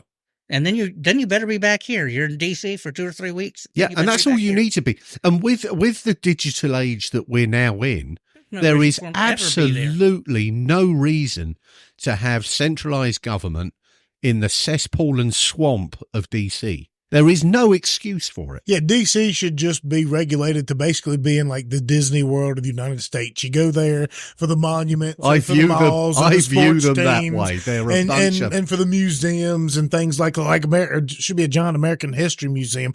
Actually, we didn't really do a show. That's one we need to bring Stuart back on for and just do an entire show on all the like underlinings of DC and how all the monuments are set up and how they all, all see an eye and they, you know what I mean? It's on the dollar. Illuminati. Yeah, basically all that and how, that'd be a phenomenal. What I kind of want to do here before we wrap up is kind of circle back around. I know I kind of had intentions. I was like, well, I'd like to have a nice show, I like that. What I kind of want to do tonight was kind of come in here and talk about since it has been 20 years since we came home, but we ended up having a couple of people cancel on us and didn't make it all happen. Hopefully, maybe sometime this summer, we can get a bunch of us just down here one weekend. Maybe 4th of July weekend, we can get Siggy to come down. Yeah. We can get Spike to come in. We get Base Backpack Kid here. We can get Topher from Australia because they'll all be at Freedom Fest the following week in Las Vegas. Why not come up here for a couple of days and do Simon's famous 4th of July second place party? Bird, you've been up here for that before. It's a great. phenomenal time. You have the good food. Well, maybe we can talk Colby Helms and come up here and play in, but, maybe get some of the guys back in for that and do a show with like Siggy and, Bateman's pussy ass. Maybe we can get him back. I still have not went back. You do know Caleb Flora is going to be around on July. Well, we're going to bring 4th. him on that one as well. We're bringing that one. God help us. Yeah. We're it's the 4th of July. We might the entire weekend we might be able to sling away 4 or 5 different episodes. We got to do it better. But if we get those guys in town and we get these guys in town and we get Caleb in town, we're gonna have to find a way to get a couple. We're gonna definitely find a way to get a few shows locked in. And hopefully by then we'll have the camera set up here. We just come up here and do a couple of them on Friday night, then do a couple of them on Saturday, maybe one on Saturday after the party. Like we did this last go round where we almost actually got in a fight live on the podcast with some rebel rousers. I don't know. Let's see if we can just lash Caleb into a chair so he can't fall out of it. That's what we do when you get, see if we can get Siggy back in and because I go back and forth with him and Bateman. Yeah, I'm talking shit because the prick defriended me on Facebook during the COVID nonsense. Yeah, I think he's in the Richmond area now. I think or Virginia Beach, I think, or something. I think he got another promotion to the Richmond area, I think. I love a dude to death, and I'll still to this day have his back. But he defriended me when I was right. He can kiss my ass, and I was right. And I've lost a lot of friends over being right. I don't, through the COVID nonsense, I was completely right on some of it and right on a lot of things, just governmental. Bateman used to tell me I should run for town council or mayor. He's going to defriend me because he don't like my political stances. Kiss my ass. I know he listens sometimes and he'll definitely listen to this episode. Kiss my ass. Next time he's in the area and wants to do dinner, I'll invite you along. Well, yeah, do that. I'll go there. Yeah. You could be sitting at the next table when we sit down. but I'd want to get him on the show though. I mean, I love him to death and, get the rest of these guys in here 4th of July. So Bateman, I'm going to tell this on him since he defriended me. He ended up leaving because this might be a story I don't know if you've ever told. He left, like 2 or 3 weeks early because he broke his finger or hand or some shit. I did not remember that. Yeah, remember he... Like about 2 weeks before we headed south for Kuwait, he broke his hand tripping on a wire or something. I think he was coming out of somebody from 2nd Platoon's tent, if I'm not mistaken. Wink. Or something of that nature. And he fell over and he breaks his finger or hand. He gets sent home early. Oh, little bastard. He gets him home early and he gets to avoid all the nonsense in Kuwait, which, Bird, I don't know how to explain this, Simon. It's called de-snailing the vehicle. We get to Kuwait and we're like, oh my God, finally a break, finally no more mortars, no more gunfire. It's laid back. And instead of like doing, just kind of relaxing and like going through our stuff and getting ready to go home for, I think it was 72 straight hours. They had us out there wasting. I mean, think about this. You're in Kuwait in the desert. Why are we wasting hundreds of thousands of gallons of water washing these?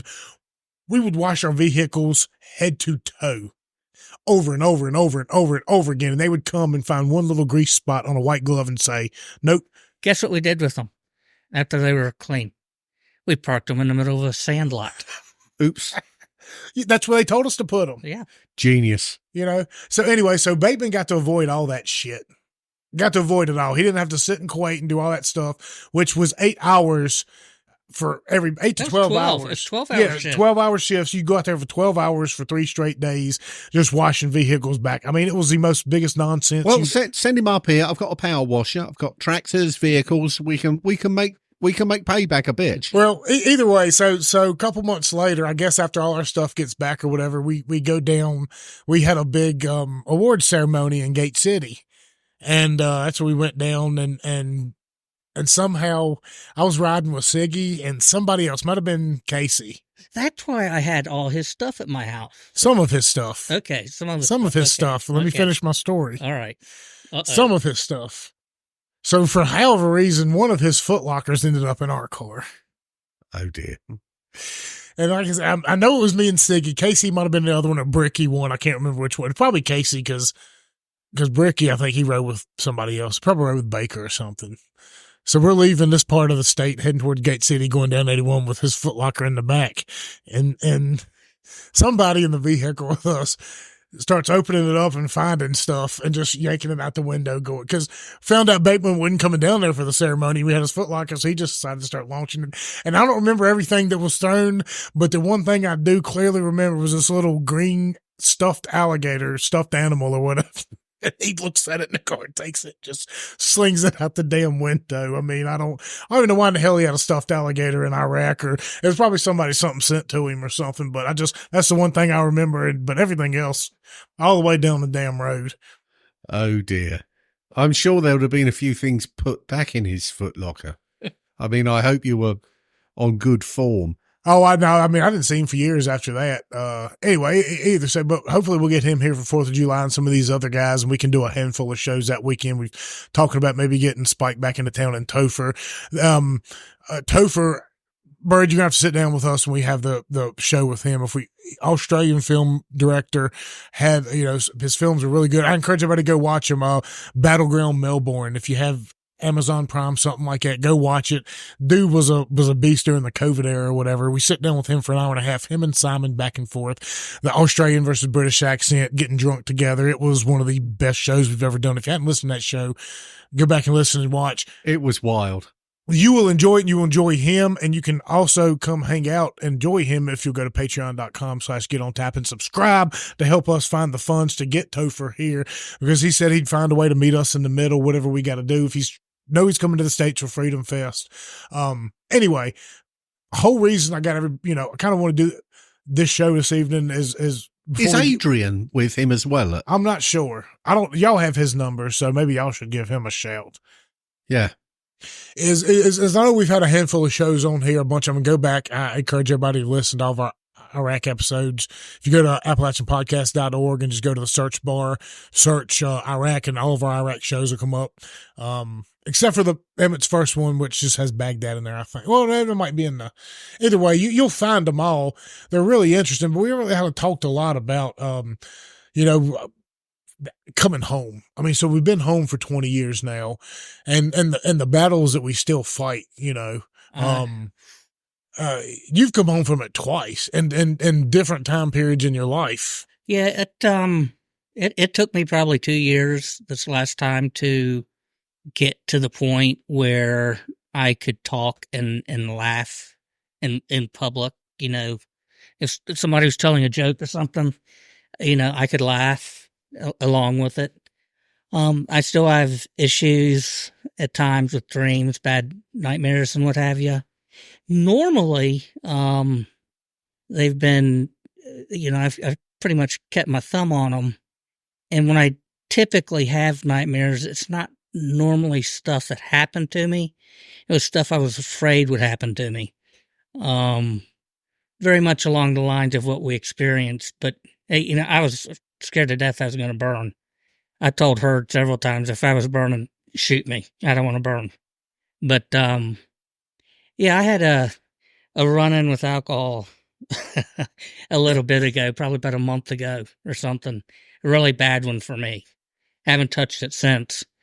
But I was talking with some people I know. I don't remember much about that night, but I do remember talking about the war, and I've had some bad memories surface since then. So it's a part of you, Most of the time, it's a part of you just keep buried. Sometimes it comes to the surface, sometimes it doesn't. But that's the thing. I think we all come home and you're all still fighting something. You're either fighting demons, you're either fighting yourself, or somebody like me, you go and you decide to fight the government and fight corruption, and like the battle never ends. I'll be right back. I got to show you something. Okay. Yeah, keep going. But either way, I mean, you always have to find a fight somewhere. And for me, when I got home, I was pretty fortunate because I came home to Amos. And at that time, by the way, Amos isn't my gay friend or anything like that. It's not like we were dating at the time. Y'all know he's been on the show, one of our recurring co-hosts. I came home and partied with him quite a bit. He kind of took me under his wing and helped me not go down. It's like, well, there's 3 paths you go down. You either come home and completely dismiss everything, which is unreasonable and just not really plausible. You can come home and you get on a really deep path, or you can come home down this path. It's going to take you down some crazy areas, but it'll balance yourself out. So, he was kind of there to help, keep me straight and from going down too crazy paths, because that was a time period where the housing market was booming and they were making tons of money. So you go down to Mango's Bar and Grill and get made to feel like a playboy because you're down there with Amos and Daniel, and between the 3 of us, all the money I had from Iraq and the money they were making in the housing boom, it wasn't nothing for us to walk away with a $1,200 tab and a $300 tip on a given weekend in 2004. You know what I mean? Like, ridiculous. And that time period, it's like $3,000 in a night. Nowadays money. That's like offshore money. God, yeah. I mean, waitresses fighting down there to get our tables and stuff. So he kind of helped keep me grounded. That's the reason I didn't end up losing. Well, look at that. So you still play with Billy Hurt much? No, I haven't seen him in quite a while. OIF1. That's custom made. That's sweet. Keep looking around the bottom. This is a pool cue, by the way, that we're passing around the table for the uninitiated that can't see a bloody thing. My brother-in-law. He was my best friend in the Marine Corps. Okay. So Cope, Quisenberry, McKnight, Baker. Are we missing somebody? There were more names I could have put on there, but those were names that... for you. Yeah. And they were all people that the war took. They oh, wow. It didn't necessarily take them there, but it took them. Yeah, that's the thing. We brought everybody home, but we didn't really bring everybody home. I mean, it eventually got to a lot of them, and it's still probably getting to some of us, and we don't realize it, or we do realize it, and we try and help out. As I know we still got some buddies that are still struggling. People are still struggling. They have ups and downs. I try and keep in touch with Bricky a lot. When I can. I don't know. I went through cognitive PTSD training. I went through exposure training. Exposure training sucks. Went through 2 anger managements, a seeking safety course. I still talk to a VA counselor on a regular basis. I probably will forever. Where did you get this made? This is possibly in Las Vegas. Brandon Jacoby made that. The finest pool snooker cue I think I've ever seen. The man that made that is Brandon Jacoby. He owns Jacoby Cues, and he handmade that for me. If you look on there, he's even signed it. I'm not going to tell you how much that costs. That's a stunt. Well, it's not really the cost. This is a work of art. It's a beautiful cue. You use that to play as well. Mm-hmm. Yeah, I'm nowhere near a good enough pool player to use that cue. Wow, and it names 5 lost guys here. Another big reason to go to patreon.com/getontap and become a subscriber, because we have plans of trying to open up something back up here in Callaway where people can come shoot some pool, hang out, listen to some music, and grab a beer. That's a work of art. Used to be right here at the bottom of the hill. You could go get a good beer and hang out. We really need to make that happen again, Sterling. Yes, Sterling. I know you've still got the recipes to porter. But yeah, I mean, it's, the fight coming home is hard. It's, because you eventually start seeing guys fall off and you see the struggles going on, and then you got your own, like me, I don't know. I guess I don't know if I numb myself or I'm just built different or whatever. Like I can bottle it in. Maybe one day it's going to just burst out. I don't know. But, I have occasional dreams or something where I'll just be sitting there and I'll kind of doze off on the couch or in a recliner, not asleep, but kind of a nap. And that, most of the time the naps are when I'll like, you'll hear a mortar dropping and boom, it'll wake you up just out of the nap, just like that. I'll have that happen from time to time. And a lot of times I don't know if my brain blocks it out. I don't really have a lot of dreams of over there. All my dreams now consist of us mobing to go back. And I'm like, and even in my dreams, I'm very cognizant of, I'm 40 years old now. Why are they bringing me back into this thing? But y'all are all there again, and we're getting ready to mow back up. And I'm sitting there thinking, well, shit, they might piss me and find alcohol for 4 days or whatever. I mean, they're going to bring me back in, but it's the whole mow process for me is the thing that I guess maybe at the end of the day kind of mess with my mind the most. Maybe that's why I have, because it was, no, and I mean, most people out there, like I said, people that do this full time and have, Army, they play G.I. Joe 100% of the time. They're getting weeks on end as a prepping point. We're some fucked National Guard unit mixing up with another Southwest Virginia coal country National Guard unit. And they're like, oh, y'all got 3 days to get ready. Like we're the freaking Bedford boys. Like we got to be over there now. We got to get there. They need us. And that's what they did. It was like 3 days, get your shit together. Why do we need to be there so quick? And even then, before that, they would try lying to us about, oh, we're just going here and getting all these shots just for a practice exercise. You're getting all these crazy shots. We're just running you through the mill just in case we ever have to send you. We're getting practice on how to send you. Yeah. And then about a day and a half later, oh, by the way, we're sending you. Good luck. And then we get over there. They have no earthly idea why we're there, what we're doing over there, who we're supposed to be attached to, who we're going to be working for us. All of a sudden, they just started basically pimping us out to anybody that would take us. Oh, 101st Airborne, you want to go into the Sunni Triangle? Here, take some of these guys. Oh, 82nd Airborne, you want to go into the other part of the Sunni Triangle? Here, take these guys. And we just all got split up and sent straight into the heart of the shit. After the 3rd ID took Baghdad, we all was the first ones west, basically. I mean, we were getting into bases as SF guys were getting into the city and at the same time, some of the bases we were coming into, people like Iraqis were coming out of. Like, that's how, we were the first ones there. It was wild. Do a little bit of trophy hunting. Oh, yes. I had some chemicals and stuff I was trying to sneak back, but it wasn't like it looked like it was like a little play set or something. It had, I don't know, I think somebody went through some of my shit and tossed it, one of our sergeants or something, one of those dickheads. It was probably Parlier or Glover. You found, but I do have some books and stuff with a bunch of chemical compositions. Some of it's in German, some of it's in Arabic. Found them at some of the sites and did a lot of trophy hunting there at the beginning. Like, that's the thing about it. Like, we were the cowboys in the beginning. We were some of the first on some of these bases, so we could go around and look and find little treasures and, some secrets. I know, speaking of Bateman earlier, we walked into this giant warehouse, probably the first ones to do it. And all you see is anti-aircraft, like ammunition everywhere around this place and big old Jordanian flag on the side of it. You know what I mean? So, you see some of the secrets of what's going on between all these countries there. So that was at Al Assad, which is nowadays you pay attention to what's going on. Always getting hit. Al Assad's one that gets hit quite a bit here lately. We were one of the first ones on Al Assad. Yep. That's where I ripped my knee in half. But the it's also where he threw the friggin' RPG over his shoulder. Oh, well it done. was a mortar round. I didn't necessarily. Oh, Billy. Well, look, A live mortar round. Yeah, we can assume. Outstanding. Reckless abandon, Billy. Those were fun times. I think that was our second mission. Our first mission, we went, was it Fallujah or Ramadi? Because we all met back up at that air base. That's when we moved into town and the special forces were being dropped in by Black Hawks. That was Ramadi. That's when they were attacking into Fallujah, and we were stationed out of the airfield at Ramadi.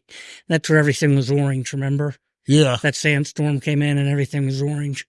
Yeah, so that was one of our first missions up. We moved in, we got to this tank base in Diwania, and that's where we stopped maybe our second night. The first night we stopped at some fuel depot in the middle of the desert. And the second night we stopped at this tank base. I wake up the next morning and I'm like, why in the hell have I dreamed all night long that I have a dip in? And I look in the mirror and I'm like, oh my God, my lip is like 5 times the size it should be. I got bit by some desert camel spider or some shit, I guess. So my lip was just wide. And we stayed at the tank depot for a couple of days. I'll never forget because they had like a little pop-up chow tent or whatever. And I went up there and they had corned beef hash or something like that. That's what we got for breakfast. I'll never forget it. And then we went out there for another day and kind of staged and figured out what they were going to do. And then they come and say, well, half of y'all going with us, 101st Airborne, half of y'all going with us with 82nd, and the rest of us, few went wherever they went. And that's kind of when we branched off. We ended up going to a chemical base that ended up being a massive, that was near Hialeah. Yeah.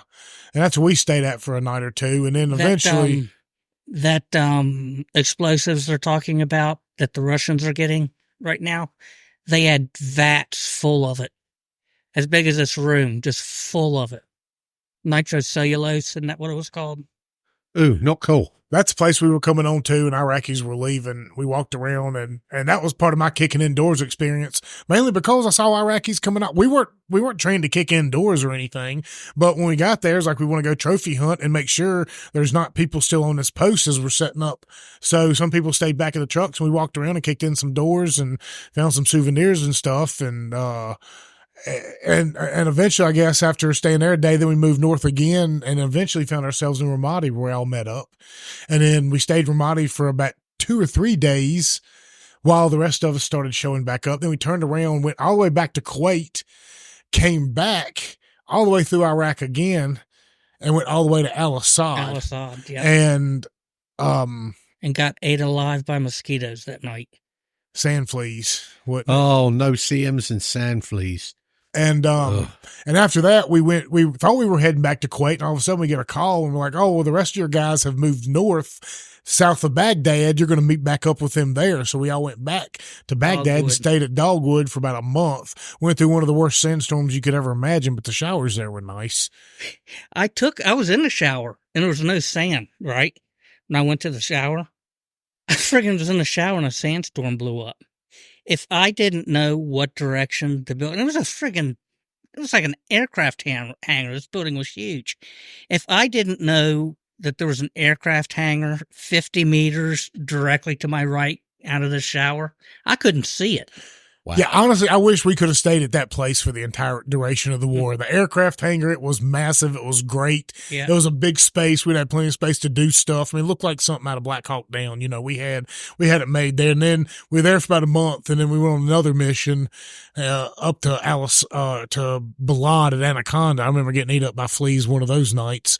And all of a sudden our stuff was up there, and we just started planting a spot right there in the middle of the desert. One of those missions on one of those nights, we were stuck out in the middle of nowhere, and we got rained on in the middle of the friggin' desert. We're all sleeping on the back of our trucks, and it's nice and cool, and it was like, oh, that feels great. And it started pissing rain on us. I was like, son of a bitch. One day we staged in, I can't remember what city, if it was Al-Hila or Diwania. We staged in this one city, and this was early on in the war, and we were all there, and we had a briefing up at the front of the convoy this morning before we headed out. And at the same time, Iraqis were walking through the middle of our convoy. Do you remember that? Mm-hmm. Where was that at? I think that was Diwania. The reason I remember this so much. This wasn't a tank factory, though. It was a different spot. Like, this was very unsecure. Like I said, Iraqis were walking through our staged trucks. And we was up there in the middle of the damn briefing, and I'm sitting there just jollying along, and all of a sudden, I see these Iraqis walking through the convoy, and I look down, and I'm like, it was by the bridge where the turn was. Yeah, and I was like, holy shit, I forgot my saw. It was leaning up against the truck, not even in the truck. It was leaning up. It was leaning up against a tire on its tripod or bipod, hey, locked and loaded up against, and Iraqis are literally walking through the convoy. What could possibly go wrong? And all of a sudden I see this guy and like another dude walking up through the middle, and I just realize I don't have it, and I go bolt running back there as fast as I possibly can. That was just one of those moments I just had a brain fart. Like, I'll just set this here and go up. I don't want to carry it all the way up there. Not realizing the place is completely unsecured, and, you know, that dude could have had a field day. If he, like, because we were staging like 3 lanes, and I think I was the far right lane, and it was leaned up against the front tire. I think he went to the far left lane. If he'd have come down my lane, he probably would have gladly picked it up and went up and killed us all. Probably could have. Yeah. Or at least most of us. Wow. So, yeah. Well done, Billy. Yeah. Well, that was one of those moments. One of the things that I remember and pop up. I wish we could get a couple of other guys on to the times that things should have happened to us and nothing did. Be thankful. Yeah, the man upstairs was looking out for us. He was looking out he wanted us to come home. For some reason.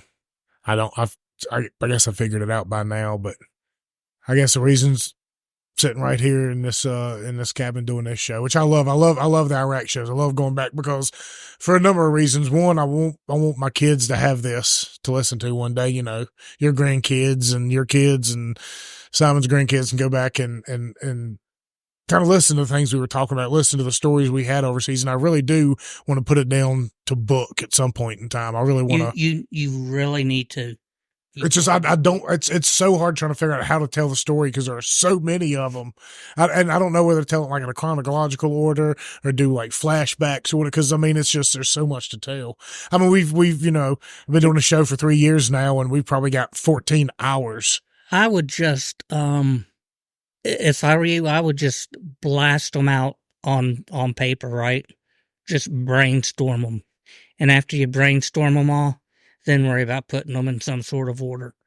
Yeah, you got to get the key stories down and then figure it out backwards. Yeah.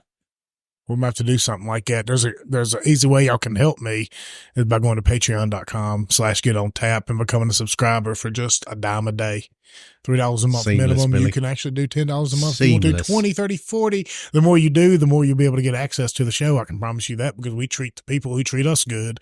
And that's how it goes. And if you become a subscriber, there's a good chance you might be able to come up here to the 4th of July party. I don't know. I know a few subscribers do make their way up here to the 4th of July party. We usually have real good music, real good food, real good fireworks show, good people. This year, we're probably going to have, so I was telling you about earlier, Base Backpack Kid. I don't know if we got a chance to finish that. The reason I brought him up anyway is as I got a message from his mom saying, what's the best time of year to come hang out in Appalachia and trail along the forest? I was like, well, probably late May to early July because after that, it's going to be so freaking humid you want to die. Yeah, pretty much. So I was like, well, maybe try and get them in 4th of July weekend along with Spike and Topher because Topher and Simon back together.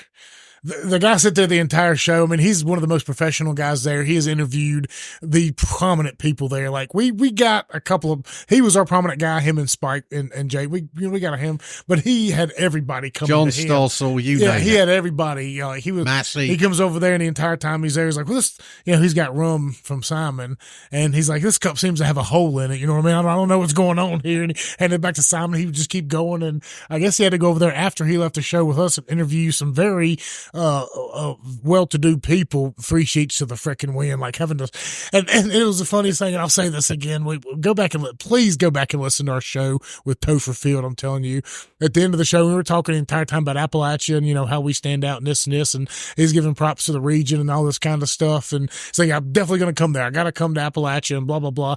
The show stops. He's like, are we done recording? I said, yeah. He says, where the fuck is Appalachia? It was funny as hell. We just fell apart. It was just priceless. I said it's about an hour south of here, and it goes all the way up the eastern seaboard. Just get to the mountains, and we'll show you what we're talking about. Have you ever seen Deliverance? Diddly, ding, ding, ding, ding, ding, ding. So yeah, I sincerely appreciate y'all coming out here tonight. Thank y'all so much for everybody that chips in and supports us. Once again, patreon.com/getontap or Venmo or Cash App @getontap for a one-time donation. But go do I suggest the subscription because you get, subscription only content, all that kind of good stuff. But it's like friends with benefits. Absolutely. Let us be your friends with benefits. Let us do that. And I kind of want to take 1 second. I know since I started this show, it's been fun to really tell a lot of stories that I've been involved with, and it's been really fun meeting a lot of people through these experiences. Some of them I've got to become close and friends with, like Spike, that blows my mind. But there's, that me, I can just text him and he'll respond. He got the bronze medal in the last presidential election for vice president. But then you got people like Brandon, who I thoroughly enjoy his friendship. You know, he lives up there in Floyd, comes down here. Some of our funniest, which we got to do another one of those. It's time to do another State of Appalachia. It's overdue. It's time. So, and he's got a kid on the way here. Yes, he does. The next couple months. So I think we need to make that happen. Probably 2 or 3 weeks up here in Callaway. Mm-hmm, mm-hmm. But you know, there's another guy out there. I called him Bootleg. Name is Chris, and he passed away yesterday morning, and he's one of the guys that tried to get up here, him and his fiance, for the thing, the militia thing back, the big event. They were trying to come up here, kind of got canceled out. He's a veteran. He was a veteran. He's an Appalachian. He was a good guy in the Liberty movement, and I don't really know all the details right now. We had tried to come on his show. He had tried to come on our show. We just hadn't had a chance to make it happen. And I feel like, you know, had we made it work, he would have been another like Brandon, somebody that we had a connection with that would come back and forth pretty often. So we lost him a couple of days ago. I wish I knew the details. So just, I want to say, our thoughts are with his family and his fiance and his children and stuff. I don't know the details again, but it's sudden. He's around my age, and it just sucks because he's one of the people I really look forward to coming up here and raising mortal hell. He loves shooting and stuff like that. And we were back and forth. So maybe I'll share a GoFundMe link for his fiance and his family. I need to reach out to her. I just hadn't yet, and just ask which of these are legitimate so we can kind of try and help out. You know, he's our friends out in Arkansas, Michael White, you know, the Black Powder podcast guys. Like, Michael was one of his first guests on his show. He's also had Mike Tremont on his show before as well. So, I mean, there's a lot of crossover between what he's done and what we've done. And so, you know, it sucks. Sad loss like for the libertarian movement for sure. And for veterans, you know, because I don't know the circumstances. I hope it's not one of the 22 a day. You know, I hope it would. I don't foresee it being like that dude just didn't come off as one of those. But you know, like I said, that's one of the cool parts about these shows is meeting a lot of these people you never would expected to meet. And that's kind of one of the heartbreaks of it is the things that didn't always come to fruition. Yeah. So, I just want to say that, and hopefully maybe here in the next year or so, we can still get his fiance to come up here because she's big in the Liberty movement as well. Get her to come up here and maybe talk about just some of the things he's done and some of the things they did. And celebrate his life. Absolutely. That's how it is in the military. Yeah. For veterans, you don't mourn, you just celebrate their existence. So, thank y'all for coming up and thank you because it's wild for your boy's perspective, because I remember seeing pictures of him, you know, just a little kid that you'd get over there. And then now we're sitting across from him as a crusty old veteran. There we go. Yeah. I'm like the big older brother you never thought you wanted to have. Yeah, I owe a lot to Bird. Go back on some of the old shows. We told some of those stories, and we'll do it again. Hopefully around July 4th weekend, we can make it happen again with some of these guys and a lot of other people. Once again, you can support us at patreon.com/getontap, at Get On Tap, Cash App, Venmo. For all the people that have supported us, that's Tim Cast IRL, Rocky Mount Burger Company, Rocky Mount Smokehouse, all the people that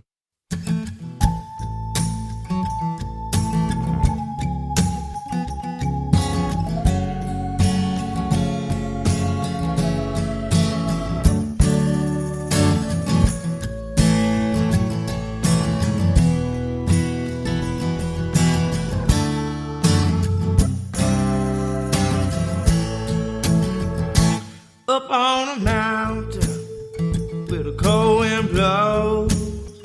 We can talk about your drink and what you think. Here, anything goes on a mountain. Oh.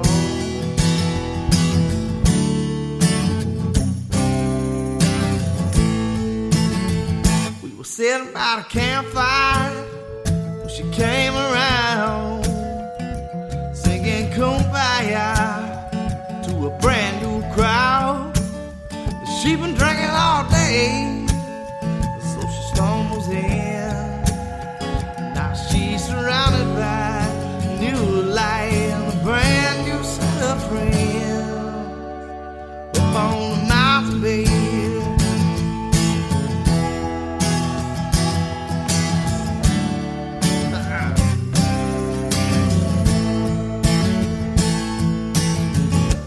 Leave your pride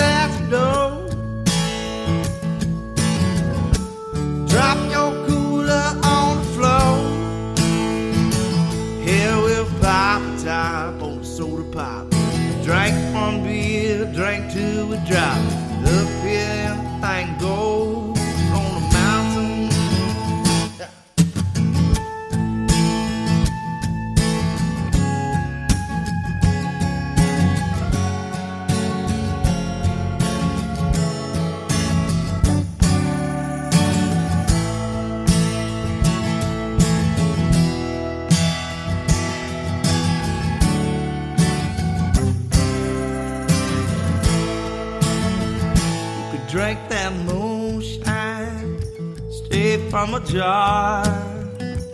Put it in a shot glass and drink it fast. Stare up at your stars, play the guitar, sing a song or two. How about this old Hank song? We'll sing along, the world will sing with you. Up on the mountain, babe,